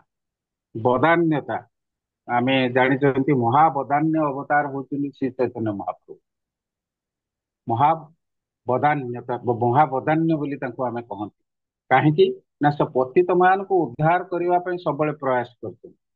ସେ ଆଜି ଘର ଦ୍ୱାର ଯଦି ଛାଡିକିରି ତାଙ୍କର ପିଲା ସଂସାରକୁ ତ୍ୟାଗ କରିକି ପଳେଇ ଆସିଛନ୍ତି, ତାଙ୍କର ଏକମାତ୍ର ଉଦ୍ଦେଶ୍ୟ ଥିଲା ପତିତ ମାନଙ୍କୁ ଉଦ୍ଧାର କରିବା, ଜଗତର କଲ୍ୟାଣ କରିବା। ଏଇଟା ହଉଛି ମହାବଦାନ୍ୟ। ତେଣୁ ସେଥିପାଇଁ ଶ୍ରୀ ଚୈତନ୍ୟ ମହାପ୍ରଭୁଙ୍କୁ ମହାବଦାନ୍ୟ ବୋଲିକି ତାଙ୍କୁ କୁହାଯାଏ। ଯେମିତି ଭାବରେ ସେ ଅ ମାନେ ପତିତ ଜୀବ କହିଲେ ତାଙ୍କର ଯୋଉ ଦି ଜଣ ଯୋଉ କଣ ତାଙ୍କ ନା, ଏ ଯୋଉ ଜଗାଇ ମାଧାଇ। ଜଗାଇ ମାଧାଇ। ଜଗାଇ ଜଗାଇ ମାଧାଇ, ହଁ, ସେ ମହାପାପୀ ଥିଲେ, ତେଣୁ ତାଙ୍କୁ ମଧ୍ୟ ସେ ଉଦ୍ଧାର କରିପାରିଥିଲେ। ତ ସେ ଦି ଜଣ କାହିଁକି, ଆହୁରି ବହୁତ ଲୋକ, ଯେମିତି ଆମେ ପ୍ରତାପ ରୁଦ୍ରଦେବଙ୍କ କଥା କହିଲେ, ତାଙ୍କୁ ଉଚିତ ମାର୍ଗକୁ ଆଣିଲେ, ବୁଝିଲା? ତେଣୁ ଏମିତି ଭାବରେ ଜଣେ ସାଧୁ ସଙ୍ଗ କରିବା ଦ୍ଵାରା, ଗୁରୁ ଆଚାର୍ଯ୍ୟଙ୍କ ସମ୍ପର୍କରେ ଆସିବା ଦ୍ଵାରା ତା ଭିତରେ ଥିବା କଳୁଷକୁ ସେ ଆପେ ଆପେ ନଷ୍ଟ କରିପାରେ। ତେଣୁ ଶ୍ରୀ ଚୈତନ୍ୟ ମହାପ୍ରଭୁଙ୍କ ବିଷୟରେ ମଧ୍ୟ ଏଠି ଏଇ ଜିନିଷଟା ବେଶୀ ତାଙ୍କ ପାଇଁ ପ୍ରଯୁଜ୍ୟ, ବଦାନ୍ୟତା। ତାପରେ ଏଇ ଜିନିଷର ବ୍ରାହ୍ମଣ ମାନେ, ସନ୍ନ୍ୟାସୀ ମାନେ ଏଇଟାକୁ ଆଚରଣରେ ପାଳନ କରିବା ଦରକାର। ବଦାନ୍ୟ। ଆତ୍ମସଂଯମ। ଆତ୍ମସଂଯମ ବିଷୟରେ ଆମେ ଶ୍ରୀ ରୂପ ଗୋସ୍ୱାମୀଙ୍କର ଶ୍ଳୋକ ମଧ୍ୟ ଉପଦେଶ ମତରେ ଆମେ ପଢିଛନ୍ତି। ବାଚ ବେଗମ୍ ମାନସ କ୍ରୋଧ ବେଗମ୍ ଜିହ୍ବା ବେଗମ୍ ଉଦରସ୍ଥ ଉପସ୍ଥ ବେଗମ୍ एतान बेगम जो विषयते धीर सर्वाम अपिमाम पृथ्वी शिष्य, ନୁହେଁ କି? ତ ଶ୍ରୀଲ ରୂପ ଗୋସ୍ୱାମୀ ସିଏ ମଧ୍ୟ ଆମକୁ ତାଙ୍କର ଉପଦେଶ ମତରେ ଶିକ୍ଷା ପ୍ରଦାନ କରିଛନ୍ତି କିଭଳି ଭାବରେ ଆତ୍ମସଂଯମ ଆମେ କରିବା। କଥାବାର୍ତ୍ତା, ମନ, କ୍ରୋଧ, ଜିହ୍ବା, ଉଦର, ଉପସ୍ଥ, ମୁଖ୍ୟତଃ ଏଇ 6ଟି ବେଗକୁ ଯୋଉମାନେ ସହ୍ୟ କରିପାରନ୍ତି ସେମାନେ ଶିଷ୍ୟ ଗ୍ରହଣ କରିବା ପାଇଁ ଯୋଗ୍ୟ ବୋଲିକିରି ଶ୍ରୀଲ ରୂପ ଗୋସ୍ୱାମୀ କହିଛନ୍ତି। ଶିଷ୍ୟ ଗ୍ରହଣ କରିବା, ତ ଶିଷ୍ୟ ଗ୍ରହଣ କରିବା ତ ସେ ହେଲା ଗୁରୁଙ୍କର କାର୍ଯ୍ୟ। କିନ୍ତୁ କଥା ହଉଛି, ଜଣେ ଶିଷ୍ୟ କଣ ଆରମ୍ଭରୁ ଗ୍ରହଣ କରିପାରେ? ପ୍ରଥମେ ତାକୁ ବ୍ରହ୍ମଚାରୀ ହବାକୁ ପଡିବ, ଏସବୁ ଗୁଣର ଅଧିକାରୀ ହବାକୁ ପଡିବ। ତାପରେ ସେ ବାନପ୍ରସ୍ଥ, ତାପରେ ସନ୍ନ୍ୟାସୀ ହବ, ତାପରେ ଗୁରୁ ହବ, ଶେଷ ପର୍ଯ୍ୟାୟ ଗୁରୁ ହବ। କିନ୍ତୁ ଏ ସମସ୍ତ ଗୁଣର ଅଧିକାରୀ ନହେଲା ପର୍ଯ୍ୟନ୍ତ ଜଣେ କେବେ ଗୁରୁ ହେଇପାରିବ ନାହିଁ। ବଡ କଥା ହଉଛି ସେଇଟା। ତେଣୁ ଏ ସମସ୍ତ ଶିକ୍ଷା ବ୍ରହ୍ମଚାରୀ ଯେତେବେଳେ ଜଣେ ହେଇଥାଏ ସେତେବେଳେ ଠାରୁ ଏ ସମସ୍ତ ଶିକ୍ଷା ତାକୁ ଦିଆଯାଏ ଯେ ଇନ୍ଦ୍ରିୟ ସଂଯମ ଉପରେ ସମ୍ପୂର୍ଣ୍ଣ ଭାବରେ ସେଠି କଠୋର ନିୟମ ପାଳନ କରିବାକୁ ପଡେ। ବୁଝିଲେ, କଥାବାର୍ତ୍ତାରେ ସଂଯମତା ଆଉ ମନର ବେଗକୁ ସମ୍ପୂର୍ଣ୍ଣ ଭାବରେ ନିଜ ଆୟତରେ ରଖିବାକୁ ପଡିବ। ବୁଝିଲା, ମନୋବେଗ ଏବଂ କ୍ରୋଧ ବେଗ, କ୍ରୋଧହୀନତା। କ୍ରୋଧ ରହିଲେ ଜଣେ କେବେ ଭକ୍ତି ମାର୍ଗରେ ଉନ୍ନତି କରିପାରିବ ନାହିଁ, କେବେ ବି ନୁହେଁ, ପ୍ରଶ୍ନ ଉଠୁନି। ତେଣୁ କ୍ରୋଧହୀନତା ହବାକୁ ପଡିବ। ତାପରେ ଉଦର ବେଗ, ଖାଦ୍ୟ ପାଇଁ ଯଦି ସବୁବେଳେ ଆମେ ବ୍ୟତିବ୍ୟସ୍ତ ହବା, ହେଇ ପେଟ କଣ ହେଲାଣି ଖାଇବି ଖାଇବି, ଖାଲି ସବୁବେଳେ ଖାଇବି ଖାଇବି ଚିନ୍ତାରେ ରହିବା, ତାହେଲେ ମଧ୍ୟ ଆମେ ଅଳସୁଆ ହେଇ ଆମେ ଭକ୍ତି ମଧ୍ୟ ଠିକ ଭାବରେ କରିପାରିବା। ତେଣୁ ଶରୀରର ଯେତିକି ଆବଶ୍ୟକତା ଅଛି ସେଇ ଅନୁସାରେ ଆମେ ଖାଇବା ଦରକାର, ତାଠାରୁ ଅଧିକ ଭୋଜନ କରିବା ଉଚିତ ନୁହେଁ। ସେମିତି ଜନନ ଇନ୍ଦ୍ରିୟର ସଂଯମତା ମଧ୍ୟ ପାଳନ କରିବା ଦରକାର। ଉଦର ବେଗ ମାନେ କଣ୍ଟ୍ରୋଲ ହେଇଗଲେ ଜନନ ଇନ୍ଦ୍ରିୟ ବେଗ ମଧ୍ୟ ସଂଯତ ହେଇଯାଏ ଅଟୋମେଟିକାଲି। ତେଣୁ ଏ ସମସ୍ତ ଜିନିଷକୁ ପାଳନ କରିବା ହଉଛି ଆମର କର୍ତ୍ତବ୍ୟ, ପ୍ରତ୍ୟେକ ମନୁଷ୍ୟ ମାନଙ୍କର କର୍ତ୍ତବ୍ୟ। ଏଇଟା ବିଶେଷ କରି ଆମେ ଶିକ୍ଷା ମଧ୍ୟ ଦିଆ ହେଇଛି, ଯେମିତି ଭାବରେ ଅନୈତିକ ସମ୍ପର୍କ ନ କରିବା ଆମର ଗୋଟେ ହଉଛି ତା ଭିତରେ ପ୍ରଥମ ମାନେ ସେ ଦୀକ୍ଷା ନେବା ପାଇଁ ସେ ଜିନିଷଟାକୁ କଠୋର ଭାବରେ ପାଳନ କରିବା ପାଇଁ କୁହାଯାଏ। କାହିଁକିନା ଯୋଉମାନେ ସବୁ ଇନ୍ଦ୍ରିୟ ସଂଯମ ନ କରନ୍ତି ସେମାନେ ଭୌତିକ ସୁଖ ନିମିତ୍ତ ଅନୈତିକ ସମ୍ପର୍କ ମଧ୍ୟ କରନ୍ତି। ତେଣୁ ସେ ଜିନିଷଟାକୁ କଠୋର ଭାବରେ ବନ୍ଦ କରାଯାଏ। ସେ ପ୍ରଭୁପାଦ ତାପରେ ଭାରି ମାନେ କଠୋର ହେଇଛନ୍ତି ସେ ଜିନିଷ ଉପରେ। ତେଣୁ ଆମକୁ ଏସବୁ ଜିନିଷକୁ ଠିକ ଭାବରେ ପାଳନ କରିବା ଦରକାର। ତେଣୁ ଇନ୍ଦ୍ରିୟ ସଂଯମ ବା ଆତ୍ମ ସଂଯମ ଉପରେ ମଧ୍ୟ ଭଗବାନ ଗୁରୁତ୍ୱ ଆରୋପ କରିଛନ୍ତି। ତାପରେ ଆସୁଛି ଯଜ୍ଞାନୁଷ୍ଠାନ।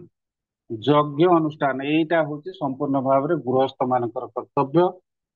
ସନ୍ନ୍ୟାସୀ ମାନେ ମଧ୍ୟ ଯଜ୍ଞ ଅନୁଷ୍ଠାନ କରନ୍ତି ବିଭିନ୍ନ ସମୟରେ, କାହିଁକିନା ସେମାନଙ୍କର ଭଗବାନଙ୍କୁ ପ୍ରୀତି କରିବା ଉଦ୍ଦେଶ୍ୟରେ ସେମାନେ ସବୁ ଯଜ୍ଞ ଅନୁଷ୍ଠାନ କରନ୍ତି।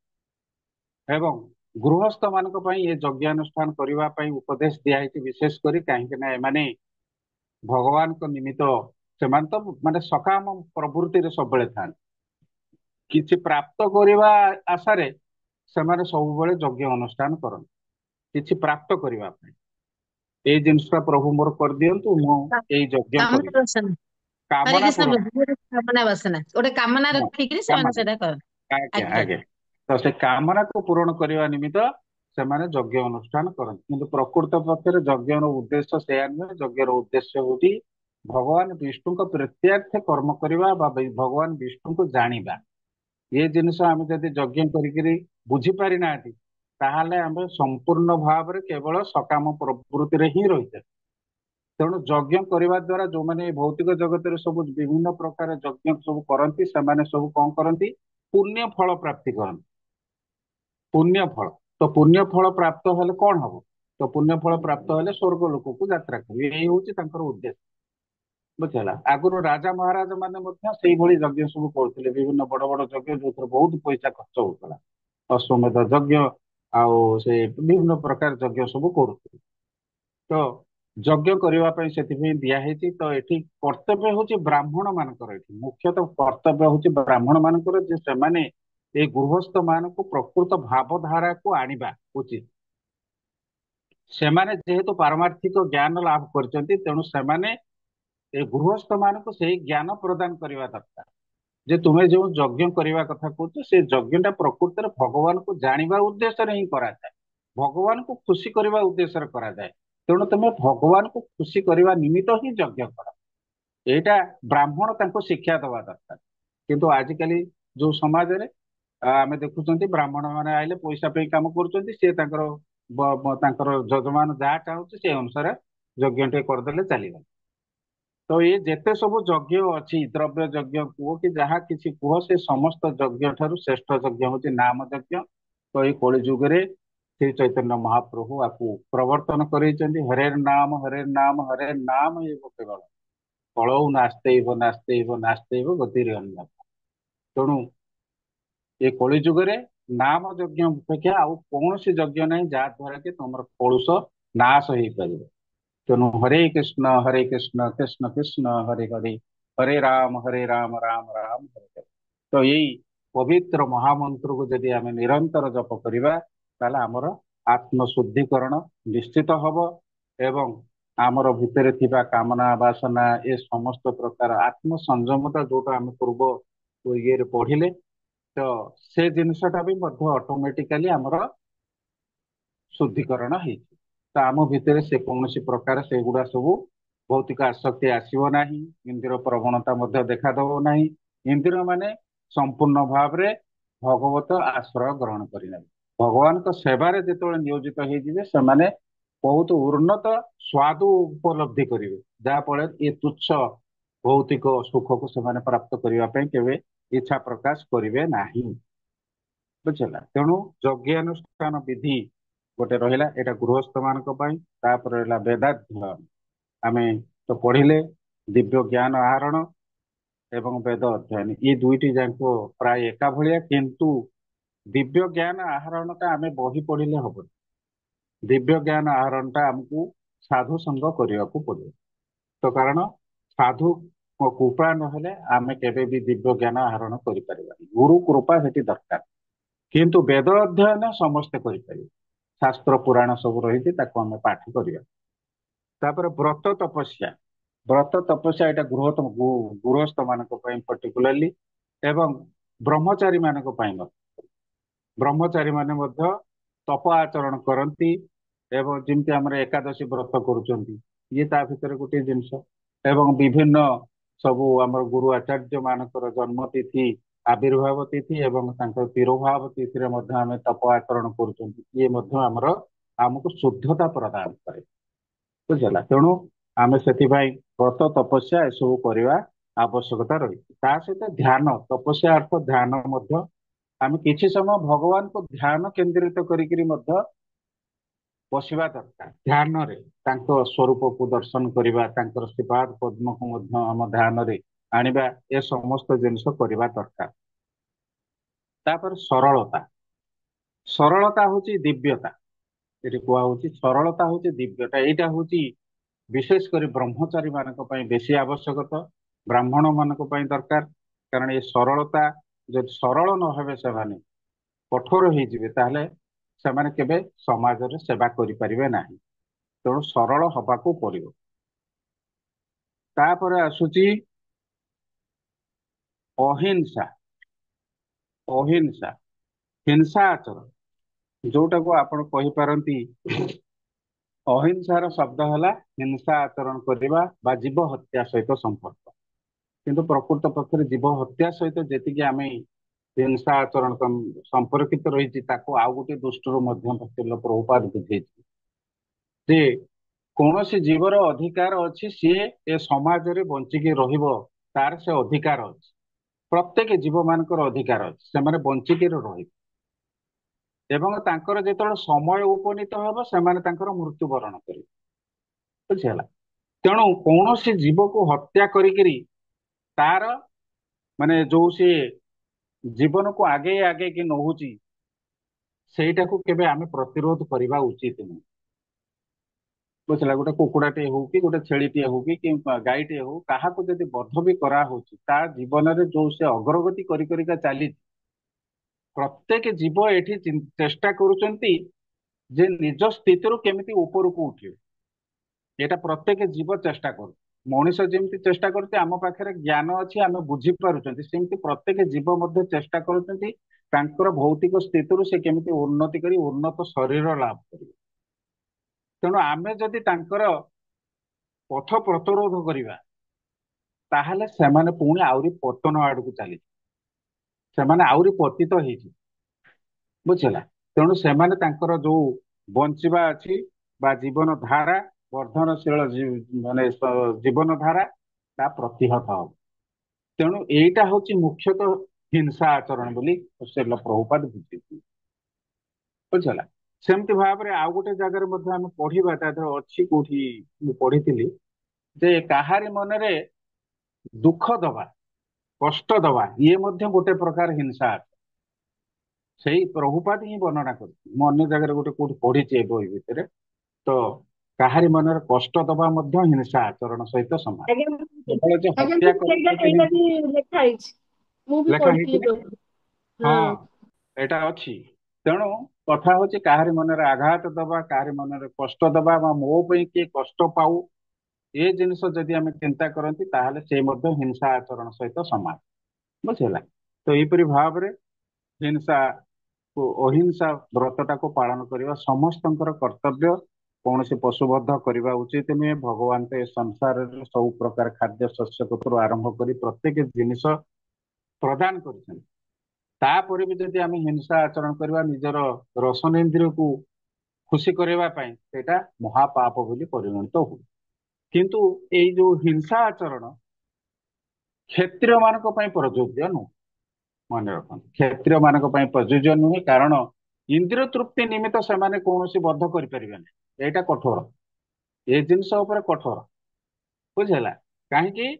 ଧର ଆଜି ସେମାନେ ଯେମିତି, ଧର ତେନ୍ଦୁଲକର କଥା କୁହନ୍ତୁ, କିମ୍ବା ଭଲ ବ୍ୟାଟ୍ସମ୍ୟାନ ଗୋଟେ, ସେ ଯଦି ସବୁବେଳେ ପ୍ରାକ୍ଟିସ ନ କରିବ ତାହେଲେ ସିଏ ଭଲ ସ୍କୋର କରିପାରିବ ନାହିଁ। ଭଲ ଖେଳାଳି ଗୋଟେ, ସିଏ ତାର ନିଜ ଖେଳକୁ ଯଦି, ମାନେ ଯାହା ପ୍ରତି ତାର ଆସକ୍ତି ଅଛି, ତାକୁ ଯଦି ଠିକ ଭାବରେ ପାଳନ ନ କରେ, ସିଏ ତାହେଲେ ତାର ସିଦ୍ଧି ପ୍ରାପ୍ତ କରିପାରିବ ନାହିଁ। ତେଣୁ ତାକୁ ସେ ଦିଗରେ କରିବାକୁ ପଡିବ। ସେମିତି ଗୋଟେ କ୍ଷତ୍ରିୟର କାର୍ଯ୍ୟ ହେଲା, ଦରକାର ପଡିଲେ ସିଏ ବଦ୍ଧ କରିପାରେ। ଯେମିତି ଧରି ନିଆଯାଉ ସୈନିକ ମାନେ ଆମର ରହିଛନ୍ତି ବର୍ଡରରେ, ତ ସେମାନେ ମଧ୍ୟ ଅଭ୍ୟାସ କରୁଛନ୍ତି, ସବୁବେଳେ ଅଭ୍ୟାସ କରୁଛନ୍ତି। କାହିଁକି ଅଭ୍ୟାସ କରୁଛନ୍ତି? ଅଭ୍ୟାସ କରିବାର ଏକମାତ୍ର ଉଦ୍ଦେଶ୍ୟ ହଉଛି ଲକ୍ଷ୍ୟ ସାଧନ କରିବା। ତେଣୁ ଲକ୍ଷ୍ୟ ଭେଦ, ଯେ ଆମେ ଯଦି ତାକୁ ଛାଡିଦବା, ଗୁଳି ମାରିଲା ବେଳକୁ ହାତ ଥରୁଥିବ। ବୁଝିପାରିଲେ ନା? ତେଣୁ ଲକ୍ଷ୍ୟ ସାଧନ ନିମିତ୍ତ ସବୁବେଳେ ପ୍ରୟାସ କରିବା ଦରକାର, ପ୍ରାକ୍ଟିସ ଯୋଉଟା କୁହାଯାଏ। ବୁଝିଲା। ସେମିତି କ୍ଷତ୍ରିୟ ମାନେ ଯେତେବେଳେ ସବୁ ରାଜା ମହାରାଜ ମାନେ ସବୁ ଜଙ୍ଗଲରେ ବୁଲି ସବୁ ଶିକାର କରନ୍ତି, ସେମାନେ ମଧ୍ୟ ପଶୁ ବଧ କରନ୍ତି। ପଶୁ ତ ବହୁତ ବଧ କରନ୍ତି, ସବୁ ଗୁଡାକ ଆଣି ସେମାନେ ଖାଆନ୍ତି? ଖାଆନ୍ତି ନାହିଁ।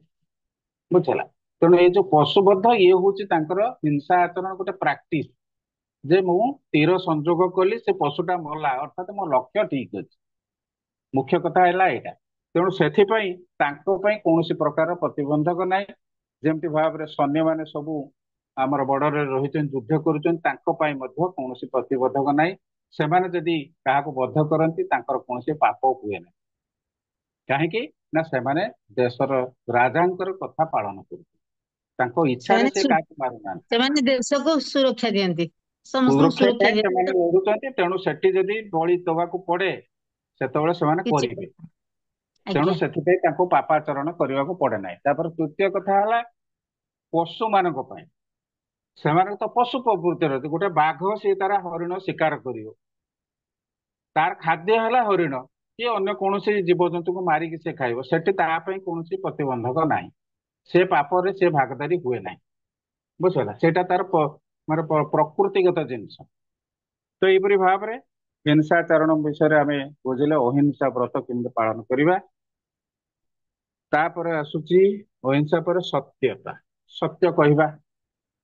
ସତ୍ୟ, କୌଣସି ପରିସ୍ଥିତିରେ ବି ସେ ପଥରୁ କେବେ ଓହରି ଯିବା ଉଚିତ ନୁହେଁ। ସବୁବେଳେ ସତ୍ୟକୁ ହିଁ ଗ୍ରହଣ କରିବା ଦରକାର। ଅକ୍ରୋଧତା, ଅର୍ଥାତ କ୍ରୋଧ ଶୂନ୍ୟତା, କେବେ କ୍ରୋଧ ଆଚରଣ କରିବା ନାହିଁ। ଯୋଉଟା କି ଆମର ଶ୍ରୀଲ ରୂପ ଗୋସ୍ୱାମୀ ମଧ୍ୟ କହିଛନ୍ତି, କ୍ରୋଧ ବେଗକୁ ସବୁବେଳେ କଣ୍ଟ୍ରୋଲ କରିବା ଦରକାର। କ୍ରୋଧ ଯଦି ଜଣେ ସମ୍ବରଣ ନ କରିପାରିଲା, ତା ଭିତରେ କଣ ହବ? କ୍ରୋଧରୁ ସବୁ କିଛି ଏପଟ ସେପଟ ହେଇଯାଏ। କାରଣ କ୍ରୋଧରୁ ଆମର ବୁଦ୍ଧି ବିବେକ ନଷ୍ଟ ହବ। ବୁଦ୍ଧି ବିବେକ ନଷ୍ଟ ହେଲା ପରେ ଆମେ ଯାହା ନାହିଁ ତାହା କରି ବସିବା। ହରେ ବୁଝିଲ? କୃଷ୍ଣ ଭୀଷ୍ମ ପ୍ରଭୁଜୀ। ସେଥିପାଇଁ କ୍ରୋଧ ଟା କଣ ପ୍ରଭୁଜୀ? ହରେ କୃଷ୍ଣ ପ୍ରଭୁଜୀ। ହଁ ଯଦି ଆମେ ସହିବା, ତାହେଲେ କ୍ରୋଧ ଏତେ ଆସିବନି। ସହନଶୀଳତା ଟା, ହଁ। ଯଦି ସହନଶୀଳତା ଟା ରହିଲା, ତାହେଲେ କ୍ରୋଧ ଟା ଏତେ ହବନି। ହୁଁ। ଆଉ ତେଣୁ ଯଦି କ୍ରୋଧଟା ସହି ନ ମୁଖ୍ୟ କଥା ହେଲା, ପାରିବା, ମୁଖ୍ୟ କଥା ହେଲା କ୍ରୋଧକୁ କେମିତି ଆମେ ସଂଯମ କରିବା। କାରଣ ଆଜ୍ଞା। ଏଠି ସେଇ କଥା ଆମେ ଗୋଟେ ଉଦାହରଣ ଦେଇପାରିବା। ହନୁମାନ ହଁ ହନୁମାନଙ୍କୁ ଯେତେବେଳେ ଯନ୍ତ୍ରଣା ଦିଆ ହେଇଥିଲା ତା ଭିତରେ ବହୁତ କ୍ରୋଧ ଉତ୍ପନ୍ନ ହେଇଥିଲା, କିନ୍ତୁ ସେ କ୍ରୋଧକୁ ସିଏ ସମ୍ବରଣ କରିକିରି ଭଗବାନଙ୍କ ନିମିତ୍ତ ତାକୁ ପ୍ରୟୋଗ କଲା। ଭଗବାନଙ୍କ ନିମିତ୍ତ ପ୍ରୟୋଗ କଲା। ସେଠି ସେ ସବୁ ବଧ କରି ପକେଇଲା, ଜାଳି ପକେଇଲା, ସ୍ୱର୍ଣ୍ଣ ଲଙ୍କାକୁ ଜାଳିକିରି ପୁରା ପୋଡିକିରି ପାଉଁଶ କରିଦେଲା। ଇଏ କଣ ଏଠି ସେଠି ଯୋଉ କ୍ରୋଧ ସେ ପ୍ରକାଶ କଲା, ସେ କ୍ରୋଧ ପ୍ରକାଶ କରିବା ମୂଳରେ ଭଗବତ ଚେତନା ତାର ଥିଲା। ବୁଝିଲା? ତେଣୁ ଭଗବାନଙ୍କ ନିମିତ୍ତ ଯଦି ଆମେ କ୍ରୋଧ ପ୍ରକାଶ କରନ୍ତି ବା ଭଗବାନଙ୍କ ସେବା ନିମିତ୍ତ ଯଦି କ୍ରୋଧ ସେଠି ଆସିଲା ତାହେଲେ କୌଣସି କ୍ଷତି ନାହିଁ। କିନ୍ତୁ ଭୌତିକ ସୁଖ ପ୍ରାପ୍ତି ନିମିତ୍ତ ହଉ ବା ଭୌତିକ ଜିନିଷ ପତ୍ର ପ୍ରାପ୍ତି ନିମିତ୍ତ ହଉ ଯଦି ଆମ ଭିତରେ କ୍ରୋଧ ଆସୁଛି ସେଇଟା କ୍ଷତିକାରକ। ବୁଝିଲା? ତା ଦ୍ଵାରା ଏଇ ଯେତିକି ସବୁ ହଣାକଟା ହଉଛନ୍ତି, ବାଡାପିଟା ହଉଛନ୍ତି, ଏ ସବୁ କଣ ସେ କ୍ରୋଧର ବଶବର୍ତ୍ତୀ ହେଇଛି, ଆଉ କିଛି ନୁହଁ। ବୁଝିଲା? ଏଇ ଦେଖ ଆମର ବର୍ତ୍ତମାନ ବି ଦେଖ ଆମେରିକାର ରାଷ୍ଟ୍ରପତି ସେ କଣ କରୁଛି, ଖାଲି ତା ଭିତରେ କ୍ରୋଧ ଆଉ ଇଗୋଇଜିମ୍, ଏ ଦୁଇଟାର ବଶବର୍ତ୍ତୀ ହେଇକି ଇଣ୍ଡିଆ ଉପରେ ସେ ପୁରାପୁରି ମାନେ ବିଭିନ୍ନ ପ୍ରକାର ଟ୍ୟାକ୍ସ ନଦିବା, ଇଏ କରିବା, ଏ ସମସ୍ତ ଜିନିଷ ସେ କରୁଛି। ଏ ସମସ୍ତକୁ କ୍ରୋଧର ମାନେ ପରିଣାମ। ତାପରେ ଆସୁଛି ତ୍ୟାଗ। ଦମ ସମ ପଡେ ଆତ୍ମସଂଯମ ଭିତରେ ଗଲା। ତ ତାପରେ ଆସୁଛି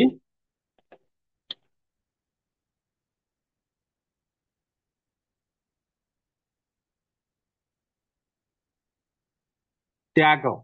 ତ୍ୟାଗ ବିଷୟରେ ଏଠି ବର୍ଣ୍ଣନା କରାହେଇନି କୋଉଠି। ତ ତ୍ୟାଗ ଆମକୁ କରିବାକୁ ପଡିବ।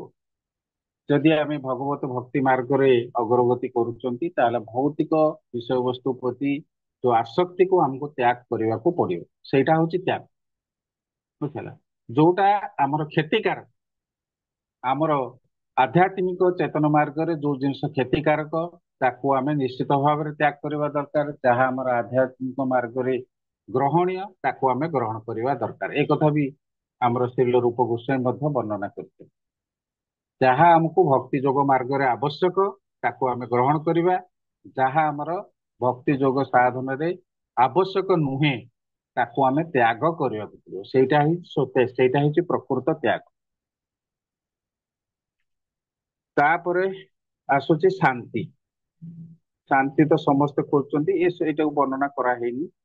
ତ ଶାନ୍ତି ସମସ୍ତେ ଖୋଜୁଛନ୍ତି। ଶାନ୍ତି କୋଉଠି ମିଳେ? ଶାନ୍ତି କେବଳ ଭଗବତ ଚେତନାରେ ରହିଲେ ହିଁ ଶାନ୍ତି ମିଳେ। ଆମେ ଭୌତିକ ଚେତନାରେ ରହିଲେ ଶାନ୍ତି ପ୍ରାପ୍ତ କରିପାରିବା ନାହିଁ। ଦ୍ଵିତୀୟ କଥା ହେଲା ଦୋଷ ଦର୍ଶନ ପ୍ରତି ଘୃଣାଭାବ। ଦୋଷ ଦର୍ଶନ ବା ଅପୈଶୁନମ, ତାର ଅର୍ଥ ହେଲା ଆମେ ନିଜକୁ ସଂଶୋଧନ କରିବାକୁ ପ୍ରୟାସ କରିବା, ଅନ୍ୟର ଦୋଷ ଦୁର୍ବଳତାକୁ ଦେଖିବା ଉଚିତ ନୁହେଁ। ଜଣେ ଭକ୍ତ କେବେ ଅନ୍ୟ ଗୋଟେ ଭକ୍ତର ଦୋଷକୁ ଦେଖିବା ଠିକ ନୁହେଁ। ଏଇଟା ଗୋଟେ ଅପରାଧ ହେଇଯାଏ, ବୈଷ୍ଣବ ଅପରାଧ ହେଇଯାଏ। ତେଣୁ ଆମକୁ ନିଜକୁ ନିଜେ ଆମେ ସଂଶୋଧନ କରିବା ଦରକାର, ଅନ୍ୟର ଦୋଷ ଦେଖିବା ଉଚିତ ନୁହେଁ। ଏଠି ଶ୍ରୀଲ ପ୍ରଭୁପାଦ କହୁଛନ୍ତି ଚୋରକୁ ଚୋର କହିବା ଦୋଷ ଦର୍ଶନ ନୁହେଁ, କିନ୍ତୁ ଜଣେ ସାଧୁକୁ ଚୋର କହିବା ହଉଛି ଦୋଷ ଦର୍ଶନ। ଯଦି ଆମେ ନ ଜାଣିଥିବା ଜଣକୁ ଦୋଷୀ ବୋଲିକି ସାବ୍ୟସ୍ତ କରିଦବା ତାହେଲେ ସେଇଟା ହଉଛି ଭୁଲ। କିନ୍ତୁ ଜଣେ ପ୍ରକୃତରେ ଚୋର ଚୋରି କରିଛି ତାକୁ ଚୋର କହିବାରେ କୌଣସି ଅସୁବିଧା ନାହିଁ, ସେଠି ସତ୍ୟତା ଆସିଲା, ସତ୍ୟକୁ ଆମେ ମାନୁଛୁ। କିନ୍ତୁ ଯଦି ଆମେ ଯିଏ ଚୋରି କରିନାହିଁ ସାଧୁ ତାକୁ ଯଦି ଚୋର ବୋଲିକି ଆମେ କହିବା ତାହେଲେ ଆମ ପାଇଁ ସେଇଟା ଭୁଲ ହବ। ତାପରେ ଆସିଲା ଅଚାପଳମ ଅର୍ଥାତ ଦୃଢତା। ଦୃଢତା ଅର୍ଥାତ ଆମେ ଯୋଉ କର୍ମ କରୁଛନ୍ତି, ଆଜି ଭଗବତ ଚେତନାରେ ଉନ୍ନତି କରୁଛନ୍ତି, ସେଥିରେ ଦୃଢ ବିଶ୍ୱାସୀ ହବା ଦରକାର। ଦୃଢ କନଫିଡେନ୍ସ ଯଦି ନ ରହିଲା ମନ ଭିତରେ, ଆତ୍ମବିଶ୍ୱାସ ଯଦି ନ ରହିଲା, ପ୍ରଭୁଜୀ ଛାଡିଦେଲେ ଆଉ ଥରେ ଆସିଲା ଗୋଟେ ଦୟା ଓ ଲୋଭ ଶୂନ୍ୟତା, ଭଦ୍ରତା, ବିନମ୍ରତା, ଏକ ସବୁ ହେଲା, ତା ତଳୁ ବି ଦୃଢତା ଅଛି। ଏ ବୋ ବହି ଦେହରେ କେତେ ଗୁଡେ କଣ ଛାଡି ଯାଇଛି ବୋଧେ। ମୁଁ ଏ ତ ସିରିଏଲ ଚାଲିଛି, ସିରିଏଲ ଅନୁସାରେ ପୁରୁଣା ବହିଟା ତ ମୋର। ଆମର ଟିକେ ଆଗ ପଛ ହେଇଯାଇଥିବ। ଆଜ୍ଞା ପ୍ରଭୁଜୀ, ଆଜ୍ଞା। ସେଇଆ ହେଇଛି ନା, ମୋର ତ ଏଇ ସରି ଆଇଲାଣି। ଏଠି ଆସିଲା ଦୃଢତା, ତାପରେ ତେଜ, ତାପରେ ଶୌଚମ, ତାପରେ ନ ଅତିମାନିତା, ନାତିମାନିତା ସରିଗଲା। କିନ୍ତୁ ଏଠି ହେଲା ଠିକ ଅଛି, ଆମେ ଗୋଟେ ଗୋଟେ କରିକି ଯାଉଛନ୍ତି, ଯିବା। ଦୟା ଲୋଭ ଶୂନ୍ୟତା ତାକୁ ତ ଆମେ ବୁଝିପାରୁଛନ୍ତି, ସେଥିପାଇଁ ବୋଧେ ଏହା ଦେହରେ ବର୍ଣ୍ଣନା କରାହେଇନି କି କଣ। ଦୟା ଅର୍ଥ ପ୍ରତ୍ୟେକ ଜୀବ ମାନଙ୍କ ପ୍ରତି ଆମେ ଦୟାଶୀଳତା ହବା ଦରକାର, ଦୟା ଦେଖେଇବା ଦରକାର, ପ୍ରତ୍ୟେକ ଜୀବଙ୍କୁ ଦୟା, ବୁଝିଲା। ଦୟା କଲେ ହିଁ ଆମେ ଭଗବାନଙ୍କୁ ସମସ୍ତଙ୍କ ଭିତରେ ଦର୍ଶନ କରିପାରିବା। ଏଇଟା ଏଇଟା କୋ ରିଲେଟେଡ ଟୁ ଅହିଂସା, ବୁଝିଲା। ହିଂସା ସହିତ ଆର ପୁରାପୁରି ମିଶିଛି, ମାନେ ସମ୍ପର୍କ ଅଛି। କାହିଁକିନା ଯଦି ଧର କୌଣସି ଜୀବ ପ୍ରତି ଆମେ ସର୍ବଜୀବେ ଦୟା, ଯଦି ସମସ୍ତ ଜୀବ ମାନଙ୍କୁ ଆମେ ଦୟା ପ୍ରଦର୍ଶନ ନ କରନ୍ତି ତାହେଲେ କାହାକୁ ମାରୁଛନ୍ତି, ଯେତେବେଳେ ହିଂସା ଆଚରଣ କରୁଛନ୍ତି ଅର୍ଥାତ୍ ସେ ଜୀବ ପ୍ରତି ଆମର ଦୟା ନାହିଁ। ଆମେ ଚିନ୍ତା କରୁଛନ୍ତି ତା ଭିତରେ ଭଗବାନ ନାହାନ୍ତି, ତେଣୁ ତାକୁ ଆମେ ମାରି ଦଉଛୁ।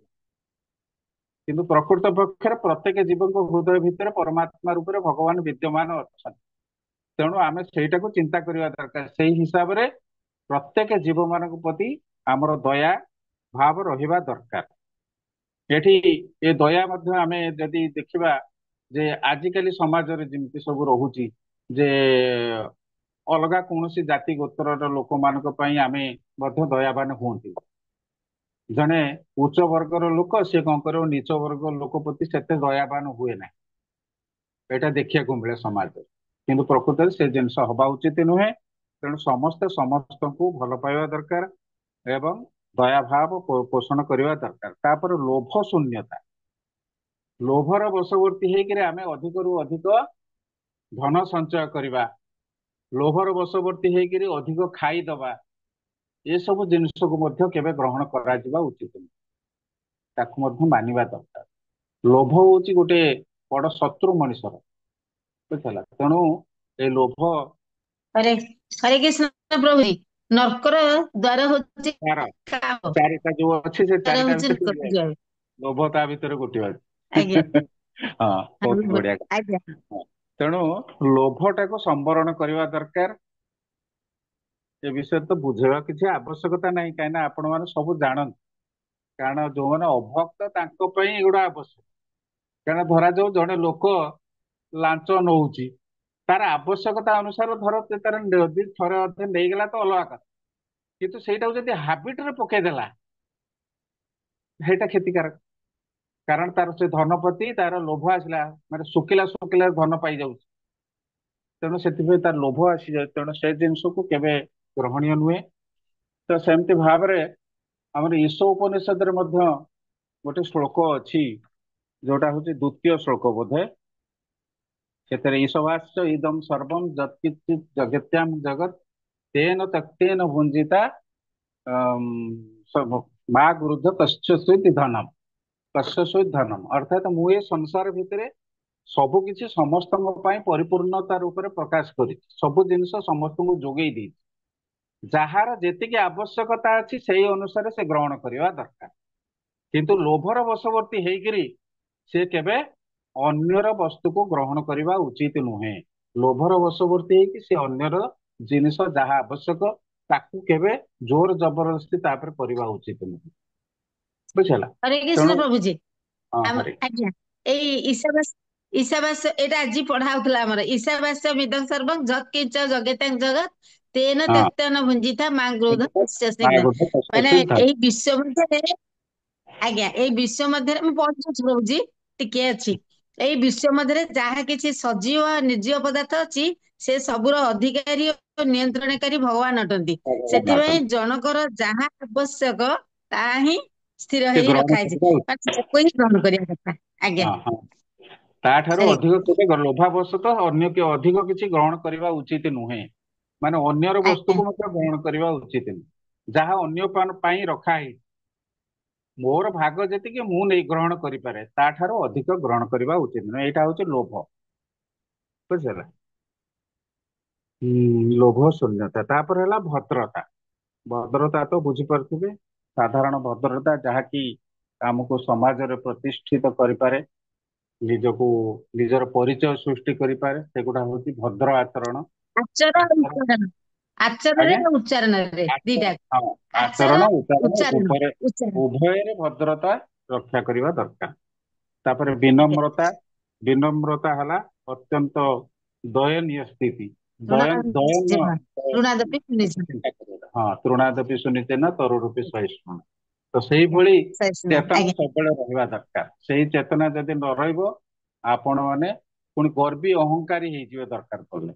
ତେଣୁ ସେଥିପାଇଁ ଏଇଟାକୁ ମାନିବା ଦରକାର। ତାପରେ ଦୃଢତା, ଦୃଢତା ଅର୍ଥାତ ଆପଣଙ୍କର କନଫିଡେନ୍ସ ଲେବୁଲ, ଭଗବାନଙ୍କ ଉପରେ ପୂର୍ଣ୍ଣ ବିଶ୍ୱାସ ଯେ ମୁଁ ଯାହାଙ୍କ ଶରଣରେ ଅଛି ସେ ନିଶ୍ଚିତ ଭାବରେ ମତେ ବୈକୁଣ୍ଠ ଲୋକକୁ ନେବେ। ଏଇ ଦୃଢତା ମନ ଭିତରେ ରହିବା ଦରକାର। ଯଦି ଆପଣଙ୍କୁ କେଇ ଜଣେ ବାଟରେ ଏପଟ ସେପଟ କରି କଥା କହିଦେଲେ ଆପଣ ମନଟାରେ ଏପଟ ସେପଟ ହେଇଗଲେ, ପୁଣି ଦୋହଲି ଗଲେ, ପୁଣି ଭୌତିକ ଜଗତକୁ ଫେରି ଆସିଲେ, ଭୌତିକ ଚେତନାରେ ରହିଗଲେ, ତାମାନେ ଆପଣଙ୍କୁ ଦୃଢତା ନାହିଁ, ଆତ୍ମବିଶ୍ୱାସ ନାହିଁ। ତ ଭଗବାନଙ୍କ ଉପରେ ପୂର୍ଣ୍ଣ ମାତ୍ରାରେ ବିଶ୍ୱାସ ସ୍ଥାପନ କଲେ ହିଁ ଜଣଙ୍କର ଦୃଢତା ଆସିବ, ନହେଲେ ଦୃଢତା ଆସିବ ନାହିଁ। ସେଇ ଦୃଢତାକୁ ପାଥେୟ କରିକିରି ଆପଣ ମାନେ ଭକ୍ତି ଯୋଗ ସାଧନ କରିବା ଦରକାର। ତାପରେ ଆସୁଛି ତେଜ। ତେଜ ଯୋଉଟା ହେଲା କ୍ଷତ୍ରିୟ ମାନଙ୍କର, କ୍ଷତ୍ରିୟ ମାନଙ୍କର ହଉଛି ତେଜ। ସେମାନେ କେବଳ କ୍ଷତ୍ରିୟ ମାନେ ହିଁ ତେଜ ଦେଖେଇ ପାରିବେ। କ୍ଷତ୍ରିୟ ମାନେ ସର୍ବଦା ଦୁର୍ବଳକୁ ସୁରକ୍ଷା ଦେବା ନିମିତ୍ତ ବଳିଷ୍ଠ ହେବା ଉଚିତ, ଏ କଥା କୁହାଉଛି। ଏବଂ ସେମାନେ ଅହିଂସ ପରି ଆଚରଣ କରିବା ଉଚିତ ନୁହେଁ, ହିଂସା ଆଚରଣ କରିବା ଉଚିତ। ମାନେ ସେମାନଙ୍କୁ ଶକ୍ତି ଦିଆହେଇଛି, ସାମର୍ଥ୍ୟ ଦିଆହେଇଛି, ସବୁ କିଛି ଅଛି ତାଙ୍କ ପାଖରେ, କିନ୍ତୁ ତାର ଅପବ୍ୟବହାର ସେମାନେ କରିବା ଉଚିତ ନୁହେଁ। ଏଇ କଥା ଆମେ ବୁଝିବା ଦରକାର। ତେଜ ଶବ୍ଦର ଅର୍ଥ ହେଲା ଏଇଟା। ତାପରେ ଆସୁଛି ଶେଷରେ ଦୃଢତା, ତେଜ, କ୍ଷମା। କ୍ଷମା, କ୍ଷମାଟା ହଉଛି ସବୁଠାରୁ ଭଲ ଗୁଣ। ଆପଣଙ୍କୁ କିଏ ରାଗିକି ଦିପଦ କହିଦେଲା କି ମାରିଦେଲା, ଆପଣ ସେଥିରେ କ୍ରୋଧାନ୍ୱିତ ହୁଅନ୍ତୁ ନାହିଁ, ତାକୁ କ୍ଷମା କରିଦିଅନ୍ତୁ। ଠିକ ଅଛି, ଯାହା କରିଛି କରି, ଯେମିତି ମହାତ୍ମା ଗାନ୍ଧୀ କି ଜଣେ ଏଗାଲେ ଚାପୁଡାଟେ ପକେଇଲେ, ସେ ଆର ଗାଲକୁ ଦେଖେଇଦେଲେ, ତାକୁ କ୍ଷମା କରିଦେଲେ, ତୁ ଯାହା କରୁଛୁ କର, ବୁଝିଲେ। ତେଣୁ ଆମେ ଯଦି କ୍ରୋଧୀ ହେଇଯିବା ସେ ଜାଗାରେ କଣ ହବ ନା, ଦି ଜଣ ଭିତରେ ଝଗଡା ଝାଟି ବାଡାପିଟା ଆରମ୍ଭ ହେଇଯିବ। ତେଣୁ ସେଇଟାକୁ ଆମେ କ୍ଷମା କରିବା ହଉଛି ସବୁଠାରୁ ଭଲ ଗୁଣ।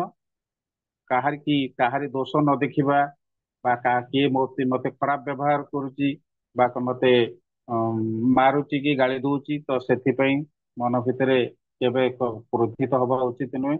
ଏବଂ ନିଜେ ମାନେ ନିଜର ସହୃଦୟରେ ତାକୁ କ୍ଷମା କରିବା, ସେ ଆଚରଣଟା ବହୁତ ସୁନ୍ଦର ଗୁଣ, ସେଇଟାକୁ ସମସ୍ତେ ପାଳନ କରିବା ମଧ୍ୟ ଦରକାର। ତାପରେ ଧୈର୍ଯ୍ୟ। ଧୈର୍ଯ୍ୟ ହେଲା ଯେ ସଫଳତା ପ୍ରାପ୍ତି ପାଇଁ ଆମକୁ ଧୈର୍ଯ୍ୟର ଆବଶ୍ୟକତା ଅଛି। ମାନେ ସଫଳତା ଗୋଟେ ଦିନରେ ମିଳେ ନାହିଁ, ବା ଆମେ ଚାହିଁବା ଫଟାଫଟ କିଛି ଗୋଟେ ମାନେ ପାଇଯିବା ପାଇଁ, ସେଇଟା କେବେ ବି ସମ୍ଭବପର ନୁହେଁ। ସେଇଟାକୁ ଚିନ୍ତା କରିବା ଦରକାର, କାରଣ ଆମକୁ ଧୈର୍ଯ୍ୟର ସହିତ ସେ କାର୍ଯ୍ୟଟାକୁ କରିବାର ଅଛି। ତ ଧୈର୍ଯ୍ୟ ନାହିଁ ତାହେଲେ ସଫଳତା ପ୍ରାପ୍ତି ହବ ନାହିଁ, ସମୟ ଲାଗିପାରେ। ଆପଣ ଦେଖନ୍ତୁ ସପୁରୁଣୀ, ସପୁରୁଣୀ କି କୁହାଗଲା ରାମଚନ୍ଦ୍ର ଆସିବେ, ଏଇ ଆଶ୍ରମକୁ ଆସିବେ ବୁଲିବା ପାଇଁ, ତୁ ଅପେକ୍ଷା କରି ବସ। ମୁନି ପଳେଇଲେ, କିନ୍ତୁ ସପୁରୁଣୀ ସବୁଦିନ ଫୁଲ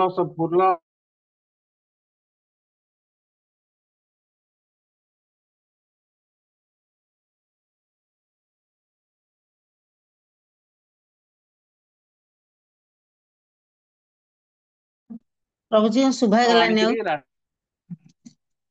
ଅଧାରୁ ଛାଡି ଦେଇଥାନ୍ତା। ବୟସ ମୋର ହେଇଗଲାଣି, ମୁଁ ଆଉ ପାରୁନି। ସିଏ ଆଉ ରାମଚନ୍ଦ୍ରଙ୍କୁ ଦର୍ଶନ କରିପାରିଥାନ୍ତେ? କରିପାରି ନଥାନ୍ତା। ହଉ କଟିଗଲା କଣ କହୁଥିଲି। ହରେ କୃଷ୍ଣ। କଟିଗଲା, ଶୁଭୁଛି ନା?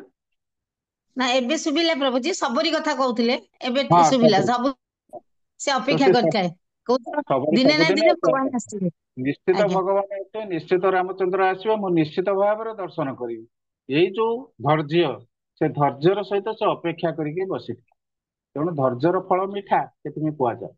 ଯୋଉମାନେ ଧୈର୍ଯ୍ୟ ଧରିକି ଅପେକ୍ଷା କରନ୍ତି ତା ଫଳ ସେମାନେ ସ୍ୱାଦୁ ଉପଲବ୍ଧି କରନ୍ତି। ତେଣୁ ସେ ଶେଷରେ ରାମଚନ୍ଦ୍ରଙ୍କୁ ଦର୍ଶନ ଲାଭ କରିପାରିଲା। ତାପରେ ପରିଷ୍କାର ପରିଚ୍ଛନ୍ନ। ପରିଷ୍କାର ପରିଚ୍ଛନ୍ନତା ହଉଛି ଆପଣଙ୍କର, ଏଇଟା ତ ନିହାତି ଆମେ କରିବା ଦରକାର, ଏବଂ ପ୍ରତ୍ୟେକ ବ୍ୟକ୍ତି ମଧ୍ୟ ଏହାକୁ ପାଳନ କରିବା ଦରକାର। ଗୃହସ୍ଥ ପାଖରୁ ଆରମ୍ଭ କରି ସମସ୍ତେ, ପ୍ରତ୍ୟେକ ବର୍ଗର ଲୋକ ପରିଷ୍କାର ପରିଚ୍ଛନ୍ନତାକୁ ପାଳନ କର। ଅନ୍ତଃଶୁଚି ବାହ୍ୟ ଶୁଚି। ଆମେ ଗାଧେଇ ପଡିବା ସାବୁନ ଲଗେଇ, କିନ୍ତୁ ଭିତର ମଇଳା ରହିଥିବ, ଲାଭ କିଛି ହବନି। ତେଣୁ ଅନ୍ତଃସୂଚି ମଧ୍ୟ ଆବଶ୍ୟକତା ଅଛି। ତେଣୁ ଅନ୍ତଃସୂଚି ନିମିତ୍ତ ହରିନାମ ଜପ କରିବା, ଭଗବାନଙ୍କ ସେବାରେ ନିୟୋଜିତ ହବା, ଏ ସମସ୍ତ କାର୍ଯ୍ୟ ଯଦି ଆମେ କରନ୍ତି ଅନ୍ତଃକରଣ ଆମର ଶୁଦ୍ଧତା ଲାଭ କରିବ। ତେଣୁ ପରିଷ୍କାର ପରିଚ୍ଛନ୍ନ, ତାପରେ ଆମେ ମନ୍ଦିର ଯାଉଛନ୍ତି ମନ୍ଦିର ବେଢାକୁ ପରିଷ୍କାର କରିବା। ଯଦି ଅସନା ମସନା ସବୁ ଚାରିଆଡେ ପଡିଥିବ ସେ ମନ୍ଦିରକୁ ଯିବାକୁ କେହି ଇଚ୍ଛା ପ୍ରକାଶ କରିବେନି। ଏମିତିକି ଆପଣଙ୍କ ଘରେ ଯୋଉ ଠାକୁରଙ୍କ ଗୃହ ରହିଛି, ଠାକୁରଙ୍କ ଘର ଯଦି ଆମେ ପରିଷ୍କାର ନ କରିବା ତାହେଲେ ଆପଣଙ୍କୁ ପୂଜା କରିବାକୁ ବି ଭଲ ଲାଗିବ। ତେଣୁ ଆପଣ ସେ ଜାଗାରେ ପରିଚ୍ଛନ୍ନତା, ପରିଷ୍କାର ପରିଚ୍ଛନ୍ନତା ଉପରେ ଗୁରୁତ୍ୱ ସେଇଥିପାଇଁ ଦିଆହେଇଛି। ବୁଝିଲା। ଈର୍ଷା ଶୂନ୍ୟତା, ଈର୍ଷା ଶୂନ୍ୟତା, ଈର୍ଷା ହଉଛି ଗୋଟେ ଅତ୍ୟନ୍ତ ଖରାପ ଜିନିଷ, ବହୁତ ବଡ କ୍ଷତିକାରକ ଜିନିଷ ଈର୍ଷା। କାହା ପ୍ରତି ଗୋଟେ ଈର୍ଷା ଭାବ କରିବା ଭାରି ଖରାପ। କାହିଁକି ନା ଈର୍ଷା କଲେ କ୍ରୋଧ ସୃଷ୍ଟି, ଈର୍ଷା କଲେ ହିଁ କ୍ରୋଧ ସୃଷ୍ଟି। ତେଣୁ ଅନ୍ୟ ଜଣେ ବଢି ଯାଉଛି, ତାର ପଇସା ଅଛି, ସିଏ ତାର 5 ତାଲା କୋଠା କଲାନି, ମୋର ନାହିଁ, ତା ପ୍ରତି ଈର୍ଷା କରିବାର କିଛି ଆବଶ୍ୟକତା ନାହିଁ। ତା ପାଖରେ ଧନ ଅଛି, ସେ ପୁଳେ ସୁନା ପିନ୍ଧୁଛି, ମୋ ପାଖରେ ନାହିଁ, ମୁଁ ପିନ୍ଧି ପାରୁନି, ସେଥିପାଇଁ ତାକୁ ମୁଁ ଈର୍ଷା କରୁଛି। ଈର୍ଷା କାହିଁ କରୁ? ଜଣଙ୍କର ସୌନ୍ଦର୍ଯ୍ୟକୁ ଦେଖିକି ମୁଁ ଈର୍ଷା କରୁଛି, ଜଣଙ୍କର ଶକ୍ତିକି ଦେଖିକି ମୁଁ ଈର୍ଷା କରୁଛି, ଜଣଙ୍କର ଜ୍ଞାନକୁ ଦେଖିକି ମୁଁ ଈର୍ଷା କରୁଛି। ଏଗୁଡା ସବୁ ଭାରି ଖରାପ ଜିନିଷ, କାରଣ ଏଗୁଡା ସବୁ ଭଗବତ ଗୁଣ। କାହିଁକି ନା ଏ ସମସ୍ତ ଜିନିଷକୁ ପ୍ରାପ୍ତ କରିଛି ସିଏ, ତାର ଭଗବାନଙ୍କ କୃପା ହେତୁ ସିଏ ତାକୁ ପ୍ରାପ୍ତ କରିଛି। ମୋ ପାଖରେ ସେ କୃପା ନାହିଁ, ମତେ ଭଗବାନ ସେତିକି ଦେଇନାହାନ୍ତି। ଯଦି ସିଏ ଏଇଟା ଚିନ୍ତା କରନ୍ତା, ସିଏ କେବେ ତାକୁ ଈର୍ଷା କରନ୍ତା ନାହିଁ। ତେଣୁ ଭକ୍ତି ଜୀବନରେ ମଧ୍ୟ ସେଇଆ, ଭକ୍ତି ଜୀବନରେ ମଧ୍ୟ ଲୋକମାନେ ମୁଁ ଦେଖିଛି, ଭକ୍ତି ଜୀବନରେ ମଧ୍ୟ ସେମାନେ ସବୁ ଈର୍ଷା ଆଚରଣ, ଯୋଉମାନେ ଟିକେ ଅଧିକ ଧରି ନିଆଯାଉ କାହା ସହିତ ଭଲ ସମ୍ପର୍କ ସ୍ଥାପନ କରନ୍ତି, ଧର ମନ୍ଦିର ପ୍ରେସିଡେଣ୍ଟ ସହିତ ଯଦି ଭଲ ସମ୍ପର୍କ ଜଣଙ୍କର ରହିଗଲା, ଅନ୍ୟମାନେ ଈର୍ଷା କରନ୍ତି, ହେ ତାର କାହିଁ ମନ୍ଦିର ପ୍ରେସିଡେଣ୍ଟ ସହିତ ଭଲ ସମ୍ପର୍କ ହେଇଗଲାଣି, ସିଏ କାହିଁକି ସବୁବେଳେ ବିଭିନ୍ନ କାମ କରିଦଉଛି ମନ୍ଦିରରେ, ଆମେ ତ କାହିଁ କରିପାରୁନାହାନ୍ତି। କଣ ବୁଝିପାରିଲେ? ଏଇଗୁଡା ସବୁ ଈର୍ଷା। ତେଣୁ ଏ ଜିନିଷ ଠିକ ନୁହଁ। ଆପଣ ଆପଣଙ୍କ ଯୋଗ୍ୟତା ଅନୁସାରେ କର୍ମ କରିବା ଦରକାର ଏବଂ ନିଜର ଈର୍ଷାକୁ ସବୁବେଳେ ତ୍ୟାଗ କରିବା ଦରକାର, କାହାରି କି ନୁହେଁ, କାହାରି ପ୍ରତି ଈର୍ଷା ଭାବ ଦେଖେଇବା ଠିକ ନୁହଁ। ମୋ ବହିରେ ଏସବୁ ଜିନିଷ କାହିଁ ବର୍ଣ୍ଣନା କରାହେଇନି, ଏ ଜିନିଷକୁ ଗୋଟେ ଦି ପେଜ ବୋଧେ ଛାଡି ଦେଇଛନ୍ତି କି କଣ, କିନ୍ତୁ ପେଜ ତ ଠିକ ରହିଛି କିନ୍ତୁ ବର୍ଣ୍ଣନା ହେଇନାହିଁ। ତାପରେ ସମ୍ମାନ ଲାଭର ଆଶା, ସମ୍ମାନ ଲାଭ ଏଇଟା ଗୋଟେ ସମ୍ପୂର୍ଣ୍ଣ ଭୌତିକ ଚିନ୍ତାଧାରା।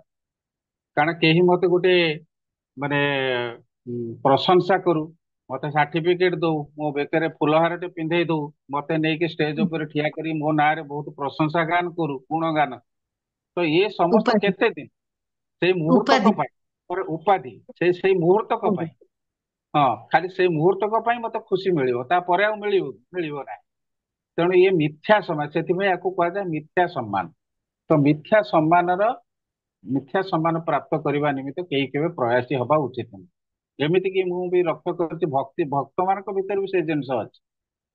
ଭକ୍ତ ଜଣେ କିଏ ଭଲ କିଏ ରାନ୍ଧିକି ଯଦି ମନ୍ଦିରକୁ ଦେଇଦେଲା, ଯଦି କୌଣସି ମାନେ ସାଧୁ ମାନେ ଭକ୍ତ କେହି ଜଣେ ତାକୁ ପାଇକିରି କହିଲେ ବହୁତ ବଢିଆ ହେଇଛି, ବହୁତ ସୁନ୍ଦର ରାନ୍ଧିଛନ୍ତି ମାତାଜୀ, ବହୁତ ବଢିଆ ହେଇଛି, ତ ସେ ଜାଗାରେ ମଧ୍ୟ ମନ ଭିତରେ ଗୋଟେ ମାନେ ଗୋଟେ ଛାତିରେ କୁଣ୍ଢ ମୋଟ ହେଇଯାଏ, ଯାହା ମତେ ପ୍ରଭୁ ପ୍ରଶଂସା କଲେ।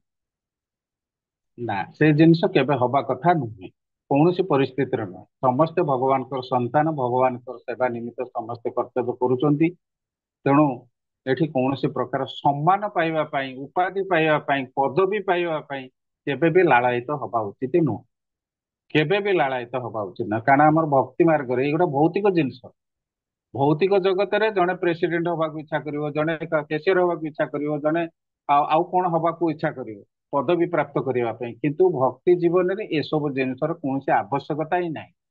କାରଣ ଆପଣଙ୍କର ମୁଖ୍ୟ ଉଦ୍ଦେଶ୍ୟ ହଉଛି ମୁଁ ଭଗବତ ଚେତନାରେ ରହି କେମିତି ପରମ ଧାମ ପ୍ରାପ୍ତି କରିବି, ମୋର ଉଦ୍ଦେଶ୍ୟ ହଉଛି ଏଇଟା। ତ ଏଠି ଉପାଧି ପ୍ରାପ୍ତ କଲେ ତାହେଲେ ମୁଁ ଭୌତିକ ଜଗତକୁ ତ୍ୟାଗ କଲି କାହିଁକି? ଯଦି ଭୌତିକ ଚେତନାରେ ରହିକିରି ଭକ୍ତି କଲି ତାହେଲେ ମୋର ଲାଭଟା କଣ ହେଲା ତାହେଲେ ଭକ୍ତି କରିବା? ତେଣୁ ଏ ସମସ୍ତ ଜିନିଷକୁ ତ୍ୟାଗ କରିବା ଉଚିତ। ତ ଏ ସମସ୍ତ ଗୁଣାବଳୀ ବିଷୟ ଗୁଳିକୁ ଆମେ ଆଲୋଚନା କଲେ ଏବଂ ये जो दिव्य गुण गुड़िक आम आलोचना कले बा दैवी गुण गुड़िक आलोचना कले ये आमको उन्नत स्तर को नवापाई साहाଯ୍य करे ये समस्त गुण आउ दिव्य जीवन मार्ग रे एमाने सब हमको सहायता प्रदान करती भगवत चेतना मार्ग रे अग्रगति करिवारे सहायता प्रदान करती तेणु से एगुड़ाक सब दैवी संपद बोलिकी कहुए दैवी संपद अर्थात प्रभु ଗୋଟେ ପ୍ରଭୁ देवता ଭଦ୍ରତା ଗୋଟେ ରହିଗଲା ଭଦ୍ରତାର ଗୋଟେ ଡେଫିନେସନ କରନ୍ତୁ ଭଦ୍ରତା ଆଉ ଗୋଟେ ବିନମ୍ରତା।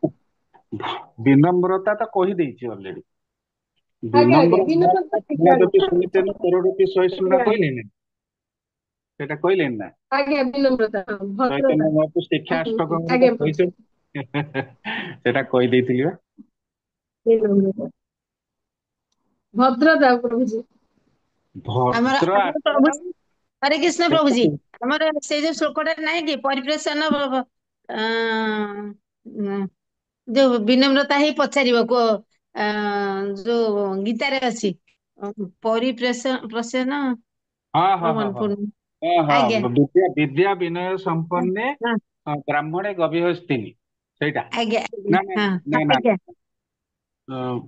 विद्या विनय ପରିପ୍ରଶ୍ନ ନା संपन्ने ସେବୟା।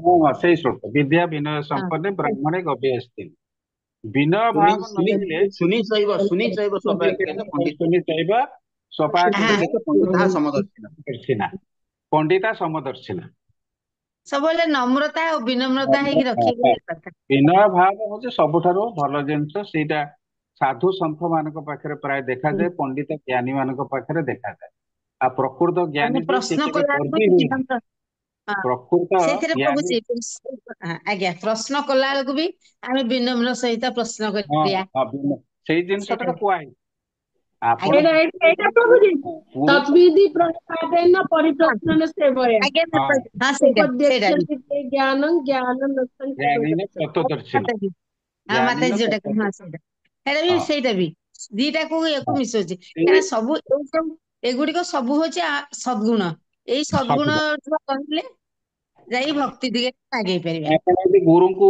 ଏବେ ସବୁ ଗୁରୁଙ୍କ କାନ୍ଧରେ ପକେଇ ଦଉଛନ୍ତି ହାତ ଗୁରୁ କାହିଁକି ବୁଝେଇଲେନି ବୋଲିକି ଚାପୁଡା ବି ମାରି ଦଉଛନ୍ତି ଗୁରୁଙ୍କୁ ଏଇଟା କଣ ସ୍ୱଭାବ ଗୋଟେ ଛାତ୍ରର ଆଜ୍ଞା ଛାତ୍ର ସବୁବେଳେ ବିନୟୀ ହବା ଦରକାର ନା ବିନୟୀ ସରଳ ହବ ହାଇ ମେଣ୍ଟାଲିଟିର ହବ ଏକଦମ ସରଳ ଜୀବନ ଯାପନ କରିବ ଏଇଟା ହଉଛି ତାର ଗୁଣ ସ୍ୱଭାବ ତେଣୁ ବିନୟ ଭାବରେ ସେ ପ୍ରଶ୍ନ କରିବ ଯେମିତି ଅର୍ଜୁନ ପ୍ରଶ୍ନ କରୁଥିଲେ ଆଣ୍ଠେଇ ପଡିକିରି କୃଷ୍ଣଙ୍କ ଚରଣ କମଳରେ ସେ ପ୍ରଶ୍ନ କରୁଥିଲେ ବିଭିନ୍ନ କଥା ଜାଣିବାର ଇଚ୍ଛା ତେଣୁ ଜଣେ ଗୁରୁଙ୍କ ପାଖରେ ସବୁବେଳେ ଯେତେବେଳେ ଆମେ କୌଣସି ଜ୍ଞାନ ଆହରଣ କରିବାକୁ ଇଚ୍ଛା କରିବା ତାଙ୍କ ପାଖରେ ବିନୟ ଭାବ ପ୍ରଦର୍ଶନ କରିବାକୁ ପଡିବ ଆମକୁ ବୁଝିଲା ବିନୟ ସହକାରେ ତାଙ୍କୁ କାଲି ଯେମିତି ମୁଁ କାଲି ନା ପରଦିନ କହୁଥିଲି ଗଲା କ୍ଲାସରେ ଯଦି ଆମେ ହେ କୃଷ୍ଣ ରଥଟାକୁ ଇଆଡକୁ ନେ ରଥଟାକୁ ସାଡକୁ ନେ ଯଦି ଏଇଭଳି ଭାବରେ ଅର୍ଜୁନ କହିଥାନ୍ତେ ତାହେଲେ ସେଠି କଥାଟା ଭାରି ଖରାପ ହେଇଥାନ୍ତା ଯେହେତୁ ଅର୍ଜୁନ ସବୁ କଥା ଜାଣି ସାରିଲେଣି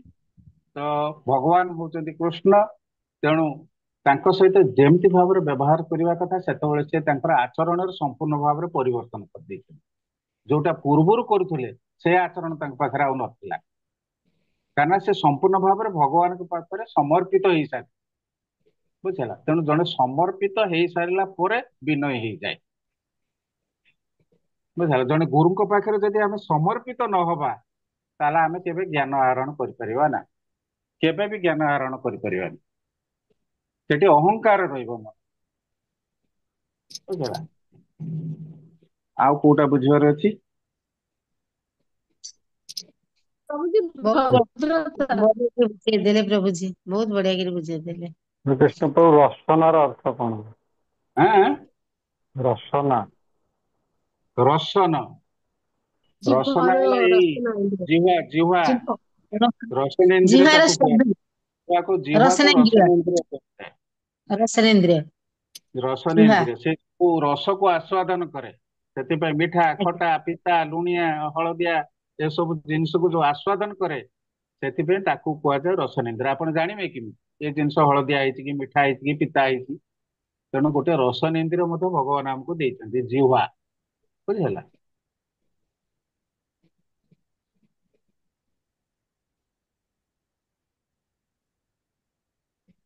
ଆଉ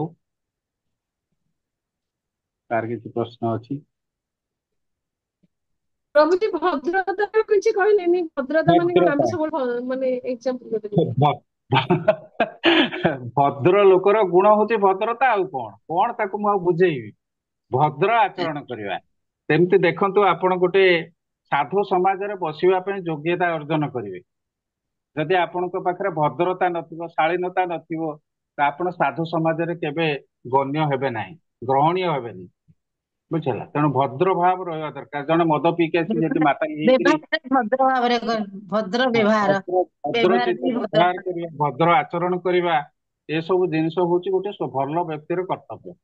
ବୁଝିହେଲା? ଜଣେ ମଦୁଆଙ୍କ ଭଳିଆ ଆସି ସେଠି ଗଣ୍ଡଗୋଳ କରିବ, ଯଦି ମାନେ ସଭା ସମିତି ଚାଲିଥିବ ସେଠି, ଜଣେ ସାଧୁ ମାନେ ସବୁ ବସିକି ସେଠି ସତ୍ସଙ୍ଗ କରୁଥିବେ, ତା ଭିତରେ ଜଣେ ମଦ ପିଇକି ଆସି ଯେମିତି ମାତାଲ ହେଇକିରି ଗଣ୍ଡଗୋଳ କରିବ, ସେ କଣ ଗୋଟେ ଭଦ୍ର ଆଚରଣ? କାହାକୁ ଧରିକି ଜବରଦସ୍ତି ମାରିବା, ବଜାର ଉପରେ ଗାଳି ଗୁଲଜ କରିବା, ଏଗୁଡା କଣ ଭଦ୍ର ଆଚରଣ? କେବେ ଭଦ୍ର ଆଚରଣ ନୁହେଁ। ପ୍ରକୃତରେ ଯିଏ ଭଦ୍ର ବ୍ୟକ୍ତି, ସେ ସବୁବେଳେ ଭଦ୍ର, ସେ ସବୁବେଳେ ଭଦ୍ର। ତାର ଆଚରଣ, ମୁଖ୍ୟତଃ ତା ଆଚରଣ ଦ୍ଵାରା ହିଁ ସେ ଜଣା ପଡେ ଇଏ ଗୋଟେ ଭଦ୍ର ବ୍ୟକ୍ତି। ଖାଲି କୋଟ ପ୍ୟାଣ୍ଟ ପିନ୍ଧିକିରି ରାସ୍ତାରେ ଘୁରିଲେ ଜଣେ ଭଦ୍ର ହେଇଯିବ, ଯଦି ତା ପାଖରେ ଆଚରଣର ଶୁଦ୍ଧତା ନାହିଁ, ତାହେଲେ ସେ ବ୍ୟକ୍ତି କେବେ ଭଦ୍ର ବୋଲିକି ବିବେଚିତ ହବ ନାହିଁ। ବୁଝିହେଲା? ଆଜ୍ଞା ପ୍ରଭୁଜୀ, ଏ ଯୋଉ ଲେଖା ହେଇଛି ଭଗବତ ଗୀତାର କତିପୟ ଗୁରୁତ୍ୱପୂର୍ଣ୍ଣ ବିଷୟାବଳୀ, କତିପୟ ମାନେ କଣ? କୋଉଠି କହିଲେ? ଏ, ଆମ ସିଲାବସ ରୁ ଦିଆହେଇଛି, ସେଟା 54 ପେଜ। ଓହୋ, ସିଲାବସ। ସିଲାବସ ଟା ତ ମୋ ପାଖରେ ନାହିଁ। ଆଜ୍ଞା, ସେଇଥିରେ ଲେଖା। ଆଜ୍ଞା ହଁ, ଆଜ୍ଞା।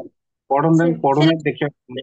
ଲେଖା ହେଇଛି ଭଗବତ ଗୀତାର କତିପୟ ଗୁରୁତ୍ୱପୂର୍ଣ୍ଣ ବିଷୟାବଳୀ, ମାନେ ଏଇ ଯୋଉ 1 ରୁ 18 ପର୍ଯ୍ୟନ୍ତ ସବୁ ଅଧ୍ୟାୟ ଗୁଡାକ ଅଛି ତ, ଶ୍ଲୋକ ସବୁ ମେନସନ ହେଇଛି, ସେ ଉପରେ କି ଲେଖା ହେଇଛି ସେଇଟା ଭଗବତ ଗୀତା କତିପୟ ଗୁରୁତ୍ୱପୂର୍ଣ୍ଣ ବିଷୟାବଳୀ। ଆମର ପ୍ରଭୁଜୀ କି ମାତାଜୀ ଆମର ଦେଖୁଥିବେ ଯଦି ପାଇବେ, 54 ମାତାଜୀ ପେଜ ମାତାଜୀ। ଦେଖନ୍ତୁ, କତିପୟ କତିପୟ ମାନେ ତାର ଅର୍ଥ ହଉଛି, ଡିକ୍ସନାରୀ ହଉଛି କେତୋଟି, କେତୋଟି କେତୋଟି। ଆଜ୍ଞା ହଁ ସମାପ୍ତି, କେତେ ଗୋଟି? ଆଚ୍ଛା ଆଚ୍ଛା, ହଁ। କେତୋଟି। କେତେ ଗୋଟି? ମୁଁ ବୁଝିପାରିଲି ଯେ, ମୁଁ କହିଲି କେତୋଟି। କଣ ଲେଖା ହେଇଛି କତିପୟ, କେତେ ଗୋଟି ନାଇଁ? ଆଜ୍ଞା, ହଁ, ଧନ୍ୟବାଦ ପ୍ରଭୁଜୀ। ହରେ କୃଷ୍ଣ। ଆଉ ଗୋଟେ ଶ୍ଲୋକକୁ ଯିବା। ଚତୁର୍ଥ ଶ୍ଲୋକ କିଏ ଜଣେ ପଢନ୍ତୁ? ଦ ଦମ୍ଭ ଦର୍ପ ଅଭିମାନଶ୍ଚ, ପଢୁଛି ପ୍ରଭୁଜୀ। ହରେ ହଁ, କୃଷ୍ଣ। ହରେ କୃଷ୍ଣ। ଶ୍ଲୋକ ନମ୍ବର 4। ଦମ୍ଭ ଦର୍ପ ଅଭିମାନଶ୍ଚ କ୍ରୋଧଃ ପାରୁଷ୍ୟମେବ ଚ ଅଜ୍ଞାନାଂ ଚାଭିଜାତସ୍ୟ ପାର୍ଥ ସମ୍ପଦ ମାସୁରୀମ୍। ଅନୁବାଦ, ହେ ପୃଥାପୁତ୍ର, ଗର୍ବ, ଦମ୍ଭ, ଅଭିମାନ, କ୍ରୋଧ, କର୍କଶତା ଏବଂ ଅଜ୍ଞାନତା ଏଗୁଡିକ ହଉଛି ଆସୁରୀ ପ୍ରକୃତି। ଏ ଦେବ ବାସ୍। ପ୍ରକୃତି ସବୁ, ଏସବୁ ସରିଲା, ଏ ଆସୁରୀ ପୁଣି ପ୍ରକୃତି। ଆମେ ଆଜ୍ଞା 1 ରୁ 3 ପର୍ଯ୍ୟନ୍ତ ପଢିଲେ କେବଳ ଦୈବିକ ଗୁଣ ବିଷୟରେ। ତ ବର୍ତ୍ତମାନ ଚତୁର୍ଥ ଶ୍ଲୋକରେ ଭଗବାନ ବୁଝଉଛନ୍ତି କୋଉ ଗୁଡାକ ହଉଛି ଆସୁରୀ ସମ୍ପଦ। ଅସୁରୀ ଲୋକମାନଙ୍କର ସବୁ ମାନେ ଗୁଣ ଗୁଡିକ କଣ, ଯୋଉଗୁଡା ସବୁ ହଉଛି ନେଗେଟିଭ କ୍ୱାଲିଟି, ସେଗୁଡା ସବୁ ନେଗେଟିଭ କ୍ୱାଲିଟି। ଗର୍ବ କରିବା, ଦମ୍ଭ। ଦମ୍ଭ, ଜଣଙ୍କ ପାଖରେ ଶକ୍ତି ଅଛି, ସେ ଦମ୍ଭ ପ୍ରଦର୍ଶନ କରୁଛି, କିନ୍ତୁ ସେ ଶକ୍ତିଟା ସେ ବୁଝିପାରୁନି ଯେ ସେ ଶକ୍ତିଟା କିଛି ଦିନ ପାଇଁ ତା ପାଖରେ ରହିବ, ତାପରେ ଆଉ ଯେତେବେଳେ ତାର ଏଜ ଅଧିକା ହେଇଯିବ କି କେତେବେଳେ ରୋଗଗ୍ରସ୍ତ ହେଇଯିବ, ସେତେବେଳେ ତା ପାଖରେ ସେ ଦମ୍ଭ ରହିବନି, ସେ ଅଭିମାନ ରହିବ ନାହିଁ। ତେଣୁ ସେଇ ବିଷୟରେ ସେ କେବେ ଚିନ୍ତା କରେନି। କିନ୍ତୁ ଏ ସମସ୍ତ ଗୁଣ ଗୁଡିକ ତା ପାଖରେ ଯୋଉ ରହେ, ଗର୍ବ, ଦମ୍ଭ, ଅଭିମାନ, କ୍ରୋଧ, କର୍କଶତା ଏବଂ ଅଜ୍ଞାନତା, ଏଗୁଡା ସବୁ ହଉଛି ରଜଗୁଣୀ ତମଗୁଣୀର ସ୍ୱଭାବ।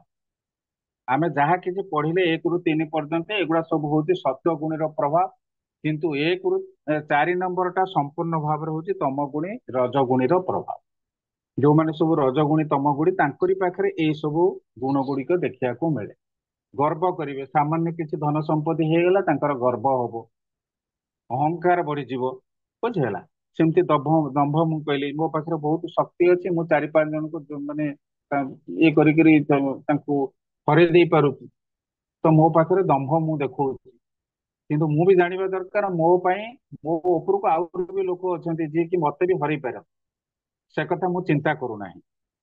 ବୁଝିହେଲା? ସେମିତି ଅଭିମାନ, ମନ ଭିତରେ ଅଭିମାନ ପ୍ରଦର୍ଶନ କରିବା, ଜଣଙ୍କ ପ୍ରତି ମାନେ ଯୋଉଟା କୁହନ୍ତି ଈର୍ଷା ଭାବ, ଅଭିମାନ ସେଇଟା, ଈର୍ଷା ଭାବ, ସେଇ ଜିନିଷ ପ୍ରଦର୍ଶନ କରିବା ହଉଛି ନେଗେଟିଭ କ୍ୱାଲିଟି। क्रोध प्रकाश करवा गोटे नेगेटिव क्वालिटी, रागिबा, कर्कशता, कर्कशता माने अति कदर्य भाव में कथबार्ता करवा, बुझला निष्ठुर सेटा निष्ठुर निष्ठुर भाव। भाव। हाँ, आउ अज्ञानता, अज्ञानता अर्थ हम तो जानी जे ज्ञानहीनता। आ ज्ञान क्या कुआଯାଏ ना जो ज्ञान प्रकृति रे भगवत ज्ञान ताकू ही ज्ञान कुआଯାଏ, ता व्यतीत आउ जा रहिला सब गुड़ा अज्ञान रे परिपूर्ण। तेणु से ज्ञान जा पाखरे नाही, आत्मज्ञान नाही, से मनुष्य विवेचित हुए ना। तेणु रजगुणी तमगुणी लोक मान अज्ञानतार संपूर्ण भाव में परिपूर्ण, जोटा कि दिव्य ज्ञान नथिबा हेतु बा आत्मज्ञान नथिबा हेतु सेमाने शरीर को आत्मा बोली विवेचना करती एवं से हिसाब से कर्म करती, बुझल। तेणु भगवान को सेमाने मानती नहीं एवं प्रत्येक जिनिष उपर प्रभुत्व विस्तार करती। गर्व, दंभ एवं अभिमान ये समस्त मनुष्य पाखरे देखा मिले। आजिकल तो ये जो भौतिक जगत रे ये गुण गुड़िक समस्त पाखरे अछि। केवल भक्त मान को छाड़देले मु भावुची जो मैंने टिके भक्तिर उन्नति से छाड़देले आउ समस्त पाखरे ये गुण गुड़िक सब देखा मिले, कहीं रजगुणी तमगुणी समस्ते से गुरुवाच ये लिखाई से निज मन मुताबक कार्य करती, निज सुविधा अनुजाई कार्य करती एवं सेमाने भगवान उपदेश गुरु आचार्य उपदेश को मानती नहीं, बुझला। आउ सेमाने गुरु बा आचार्य हाँ गला सेमाने मातृगर्भरे थिला बेले ए आसुरी प्रकृति की ग्रहण करते, जेमती कि हिरण्याक्ष हिरण्यकशिपु जन्म ग्रहण कले दितिंग पाखरु, सेमाने सब प्रकार असुर स्वभाव को लेकिन जन्म ग्रहण, बुझला। तो ये समस्त गुण होला दुर्गुण, जोगुड़ा कि आपणकर आध्यात्मिक जीवन उन्नति करिबारे सबुबले प्रतिबंधक सृष्टि करନ୍ତି। एमाने आपनको आगैवा ପାଇଁ दियंती नाही। आउ ये बयस वृद्धि संगे संगे ये आसुरी प्रवृत्ति गुड़िक मध्य बढ़ी बढ़ी जाए, दुर्गुण गुड़िक बढ़ी बढ़ी जाए, कमे नाही। देखियो छोट बेलू जो छुआ चोरी करुच्ची बड़ हेले से डकायत हो जाए, तार केबे परिवर्तन हबनी स्वभाव, बुझला। तेणु ये समस्त गुण हଉଛି आपणकर आसुरी गुण, जहाँकि आपणकर नरकामगामी राजपथ बोली ताकू कुहाइछि। से प्रभुपाद ताकू लिखिଛନ୍ତି कौन, नरकानुगामी राजपथ, नरक को जीवा ପାଇଁ नेशनल हाईवे, बुझल। तो ये समस्त गुण रहिले आपण माने निश्चित भाव में नरक को गति करिवे। यही कथा शिल प्रभुपाद ए श्लोक रे वर्णना करिसेंती।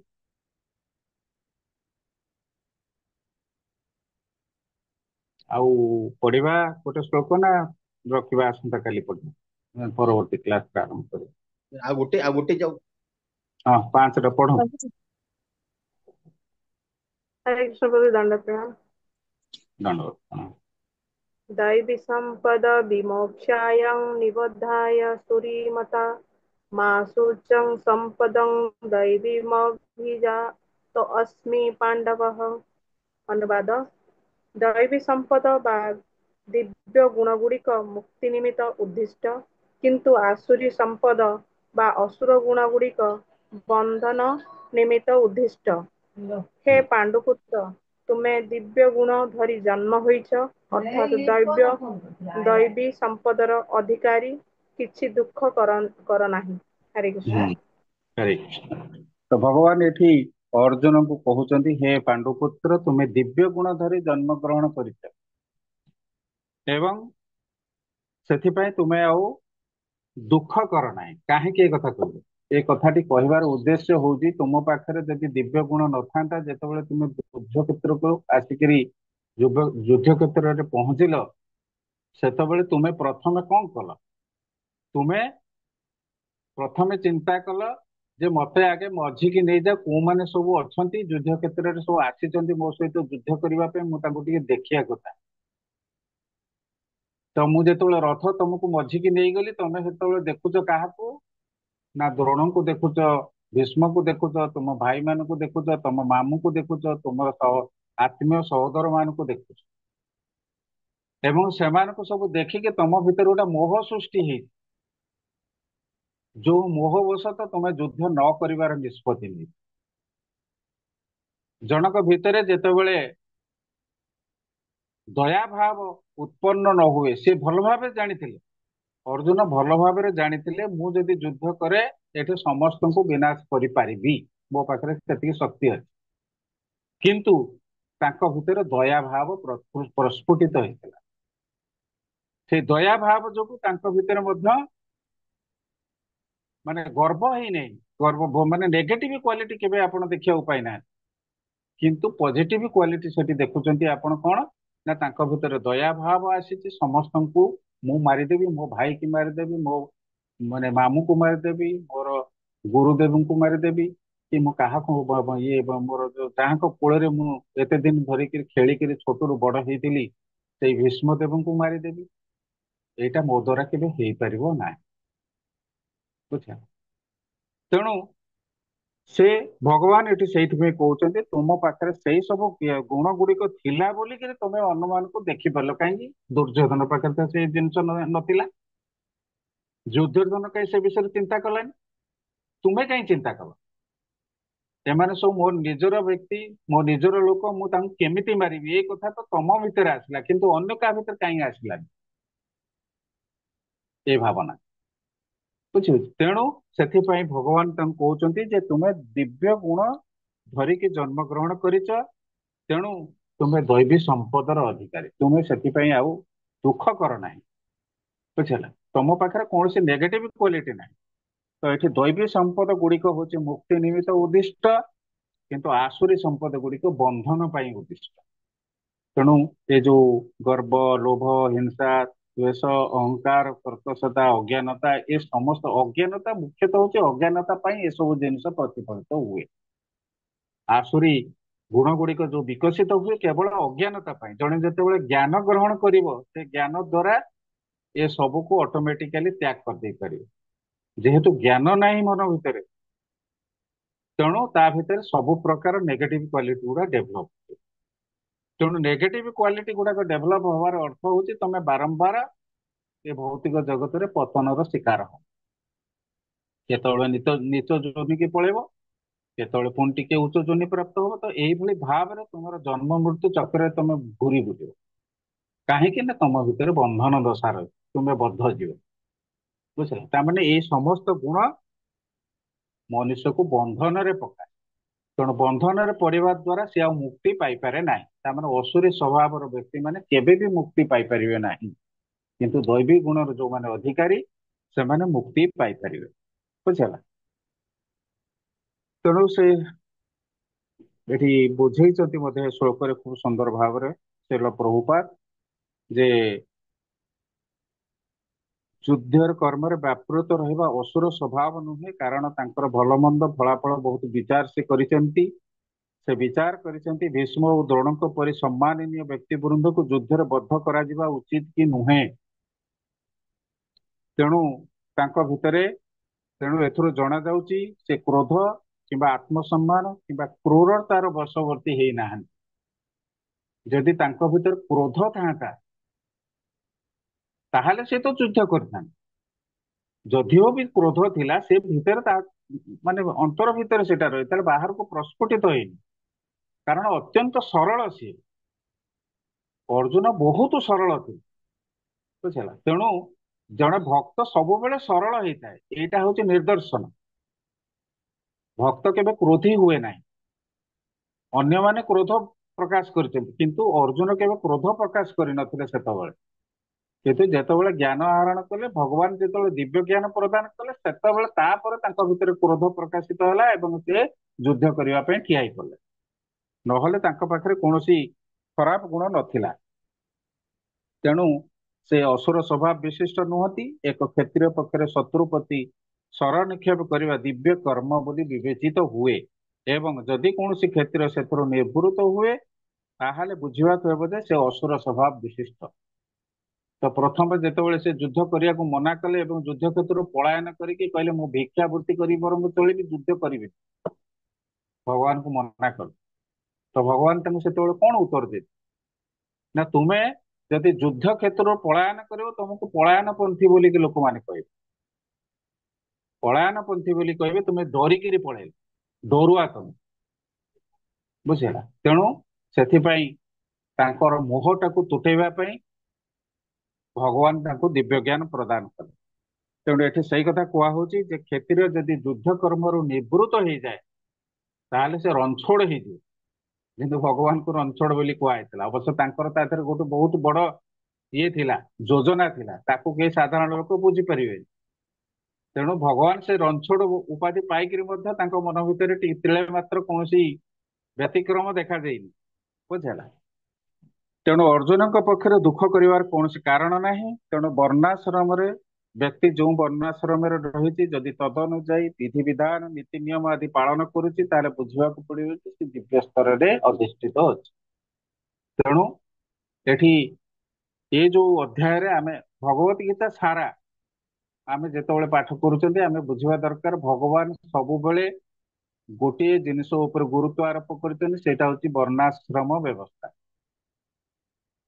ବର୍ଣ୍ଣାଶ୍ରମ ବ୍ୟବସ୍ଥା ଉପରେ ହିଁ ଗୁରୁତ୍ୱ ଆରୋପ କରାଯାଇଛି। କାରଣ ଯିଏ ଯୋଉ ଆଶ୍ରମ ବ୍ୟବସ୍ଥାରେ ଅଛି ବା ଯିଏ ଯୋଉ ବର୍ଣ୍ଣରେ ଅଛି ଯାହା ତାର ଗୁଣ ସ୍ୱଭାବଗତ ଗୁଣ ସେଇ ଅନୁସାରେ ସେ କର୍ମ କରିବା ହଉଛି ତାର କର୍ତ୍ତବ୍ୟ। ମୁଖ୍ୟ କଥା ହେଲା ଏଇଟା। ଆଗକୁ ଆମେ ପଢିବା ସେ ଭଗବାନ ସେଇ କଥା ହିଁ କହିବେ ଯେ ଜଣେ ବ୍ୟକ୍ତି ଯୋଉ ଗୁଣରେ ଜନ୍ମଗ୍ରହଣ କରିଛି ବା ଯୋଉ ଗୁଣର ଅଧିକାରୀ ହେଇକିରି ସେ ଯୋଉ ବର୍ଣ୍ଣ ବ୍ୟବସ୍ଥାରେ ରହିଛି, ଧରାଯାଉ ଜଣେ କ୍ଷତ୍ରିୟ ହିସାବରେ କର୍ମ କରିବା ଦରକାର, ଜଣେ ବ୍ରାହ୍ମଣ ହିସାବରେ କର୍ମ କରିବା ଦରକାର, ଜଣେ ବୈଶ୍ୟ ମଧ୍ୟ ବୈଶ୍ୟ ହିସାବରେ କର୍ମ କରିବା ଦରକାର। ବୈଶ୍ୟ ଜଣେ ବ୍ରାହ୍ମଣ କର୍ମ କରିବା ପାଇଁ କେବେ ପ୍ରୟାସ କରିବା ଉଚିତ ନୁହେଁ ଲୋଭଗ୍ରସ୍ତ ହେଇକି। ବୁଝୁଛି? ତେଣୁ ଏଠି ସ୍ୱ ପ୍ରବୃତ୍ତି ଅନୁସାରେ ନିଜର କର୍ତ୍ତବ୍ୟ କର୍ମ ସମ୍ପାଦନ କରି କିଭଳି ଭଗବତ ଧାମକୁ ପ୍ରାପ୍ତ କରିହେବ ସେ ମାର୍ଗ ଭଗବାନ ଭଗବତ ଗୀତା ମାଧ୍ୟମରେ ଆମକୁ ଜଣେଇଛନ୍ତି। ତେଣୁ ଏଠି କୁହାହଉଛି ଯେ ବର୍ଣ୍ଣାଶ୍ରମ ବ୍ୟବସ୍ଥା ଅନୁଯାୟୀ ବିଧିବିଧାନ ନୀତି ନିୟମ ସବୁ ଯେଉଁମାନେ ପାଳନ କରନ୍ତି ସେମାନେ ପ୍ରକୃତରେ ଦିବ୍ୟ ସ୍ତରରେ ଅବସ୍ଥାନ କରନ୍ତି, ଆଉ ଯୋଉମାନେ ମାନନ୍ତି ନାହିଁ ସେମାନେ ଅସୁର ସ୍ୱଭାବ। ତ ଏ ସଂସାରରେ ଆମେ ଯୋଉ ଅସୁର ମାନଙ୍କୁ ସବୁ ଦେଖୁଛନ୍ତି ସେମାନେ କେହି ବୈଦିକ ବିଧିବିଧାନ କିଛି ବି ମାନନ୍ତି ନାହିଁ, କିଛି ବି ମାନନ୍ତି, ମନ ଇଚ୍ଛା କର୍ମ କରନ୍ତି। ଆମେ ଆଗକୁ ପଢିବା ସେ ବିଷୟରେ ବହୁତ ସୁନ୍ଦର ଭାବରେ ଭଗବାନ ବର୍ଣ୍ଣନା କରୁଛନ୍ତି। ଏଇ ଯୋଉ ରଜଗୁଣ ତମ ଗୁଣ ଏବଂ ସତ୍ୱ ଗୁଣ ସେ ଗୁଣ ମାଧ୍ୟମରେ କେମିତି ସବୁ ଲୋକମାନେ କର୍ମ କରନ୍ତି ତାକୁ ମଧ୍ୟ ଆଗକୁ ଆମେ ଆହୁରି ପଢିବା, ତାର ପ୍ରଭାବ କେମିତି ସବୁ ଦେଖିବାକୁ ପଡିବ। ଏଇ ଯୋଉ ଦାନ କଥା ମୁଁ ପଢୁଥିଲି, ଦାନ କଥାରେ ଗୋଟେ କଥା କହିପାରିନି। ଦାନ ହଉଛି ମାନେ ଗୃହସ୍ଥ ମାନଙ୍କର କର୍ତ୍ତବ୍ୟ ହଉଛି ଦାନ କରିବା। ତେଣୁ ସାତ୍ଵିକ ଦାନ, ରାଜସିକ ଦାନ, ତାମସିକ ଦାନ ଏ ତିନିଟା ସମ୍ପୂର୍ଣ୍ଣ ଭାବରେ ଅଲଗା ଅଲଗା। ଭଗବତ ଗୀତାରେ କେବଳ ଅନୁମୋଦିତ ହେଇଛି ସାତ୍ଵିକ ଦାନ। ଯଥାଯଥ ବ୍ୟକ୍ତି ମାନଙ୍କୁ ହିଁ ଦାନ କରିବା ଦରକାର। ସେ ପ୍ରକୃତରେ ଦାନ ପାଇବାର ଯୋଗ୍ୟ କେଉଁମାନେ? କେବଳ ଯୋଉମାନେ କୃଷ୍ଣ ଚେତନାରେ ଅଛନ୍ତି, କୃଷ୍ଣଙ୍କର ପ୍ରଚାର କରୁଛନ୍ତି, କୃଷ୍ଣଙ୍କର ପ୍ରଚାର ପ୍ରସାର କରୁଛନ୍ତି, ସେଇମାନଙ୍କୁ କେବଳ ଦାନ ଦବା ଦରକାର। ଅନ୍ୟ କାହାରିକି ଦାନ ଦବା ବିଧି ନାହିଁ, ସେଗୁଡା ଅବିଧି ପୂର୍ବକ ହେଇଛି। ବୁଝିଲା? ଆଉ ରାଜସିକ ମାନେ ରଜଗୁଣୀ ମାନେ ଯୋଉ ଦାନ କରନ୍ତି ସେମାନେ କଣ କରନ୍ତି? ସବୁବେଳେ ଯେତେବେଳେ ଦାନ ଦେବେ 5 ଟଙ୍କା ଦେଲେ 50,000 ରୋଜଗାର କରିବା ପାଇଁ ଇଚ୍ଛା ପ୍ରକାଶ କରେ। ମୁଁ ଠାକୁରଙ୍କ ପାଖରେ ଆଜି 5 ଟଙ୍କା ପକେଇଛି, ମା ପାଖରେ ହାତ ବଢେଇ ଦେ, କୋଉ ଦେବତାଙ୍କ ପାଖରେ ହାତ ବଢେଇ ଦେ, ମା ମୋ ଝୋଲି ଭର୍ତ୍ତି କରିଦେ, ଲକ୍ଷ ଲକ୍ଷ ପୁରେଇ ଦେ, କାରଣ 5 ଟଙ୍କା ମୁଁ ଲାଞ୍ଚ ଦେଇଛି ନା। ବୁଝିଲା? କିନ୍ତୁ ୟାକୁ କୁହାଯାଏ ରାଜସିକ ଦାନ, ଅର୍ଥାତ କିଛି ଦେଇକିରି କିଛି ପାଇବା ପାଇଁ ଯୋଉଠି ଇଚ୍ଛା ପ୍ରକାଶ କରାଯାଏ ତାକୁ କୁହାଯାଏ ରାଜସିକ ଦାନ। ପୁଣ୍ୟ ଫଳ ପ୍ରାପ୍ତି କରିବାକୁ ଇଚ୍ଛା ପ୍ରକାଶ କରିବା ବି ସେଇଟା ରାଜସିକ ଦାନ। ସତ୍ୟଗୁଣୀ ବ୍ୟକ୍ତି ମାନେ କିଛି ଆଶା କରନ୍ତି ନାହିଁ, କାରଣ ଭଗବାନଙ୍କ ଝୋଲିରେ ନେଇକି ସେମାନେ ଦବାଟା ଶିଖିଛନ୍ତି, ପାଇବା ପାଇଁ କେବେ ଇଚ୍ଛା ପ୍ରକାଶ କରନ୍ତି। ସେମିତି ତମଗୁଣୀ ମାନଙ୍କର କୌଣସି ସେଥିରେ ଏ ଯୋଉ ଦାନ ତାଙ୍କର ଥାଏ ସେ ଦାନର କୌଣସି ମହତ୍ଵ ନଥାଏ, ରାଗିକିରି ଦାନ କରିବେ। ବ୍ରାହ୍ମଣ ମାନଙ୍କୁ ବି କର୍ମ କରିକି ଠିକ ଭାବରେ ଦାନ ଦିଅନ୍ତି ନାହିଁ ସେମାନେ। ସେ ବିଷୟରେ ସବୁ ଆଗକୁ ପଢିବା, ଆହୁରି ବିସ୍ତୃତ ଭାବରେ ଏ ବିଷୟରେ ବର୍ଣ୍ଣନା କରାହେଇଛି। ବୁଝୁଛି? तो आज समय भी हो गलानी 8:40। तो ये श्लोक आम ये रखा। तो परवर्ती क्लास रे पुणी आम आलोचना करवा परवर्ती श्लोक पाखु। बहुत सुंदर अध्याय।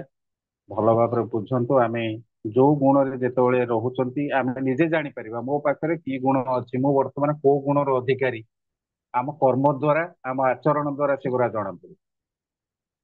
एवं एको केमिति मु त्याग करिवि से जदि खराब गुण होता है से गुण को मु केमिति तुरंत त्याग करवा दरकार ताकू ए भगवत गीता माध्यम रे आम शिक्षा प्राप्त करूछन। तेणु या त्याग करवा दरकार कारण ये गुण रहिले मु मोर आध्यात्मिक जीवन कलुषित हब मु केवल उन्नति करि परिबे। तेणु ये समस्त गुण को मते त्याग करने को पड़िବ। हरे कृष्ण। हरे कृष्ण प्रभु जी, दंडवत प्रणाम। धन्यवाद हरे प्रणाम। कृष्ण। दंडवत प्रणाम प्रभु। धन्यवाद प्रणाम। हरे कृष्ण। ताहले हरे कृष्ण हरे कृष्ण कृष्ण हरे हरे हरे राम हरे हरे राम राम राम राम राम हरे हरे। कल्पतरुभ्यश्च कृपा सिन्धुभ्यो पतितं पावनेभ्यो वैष्णवो नमो नमः। भगवान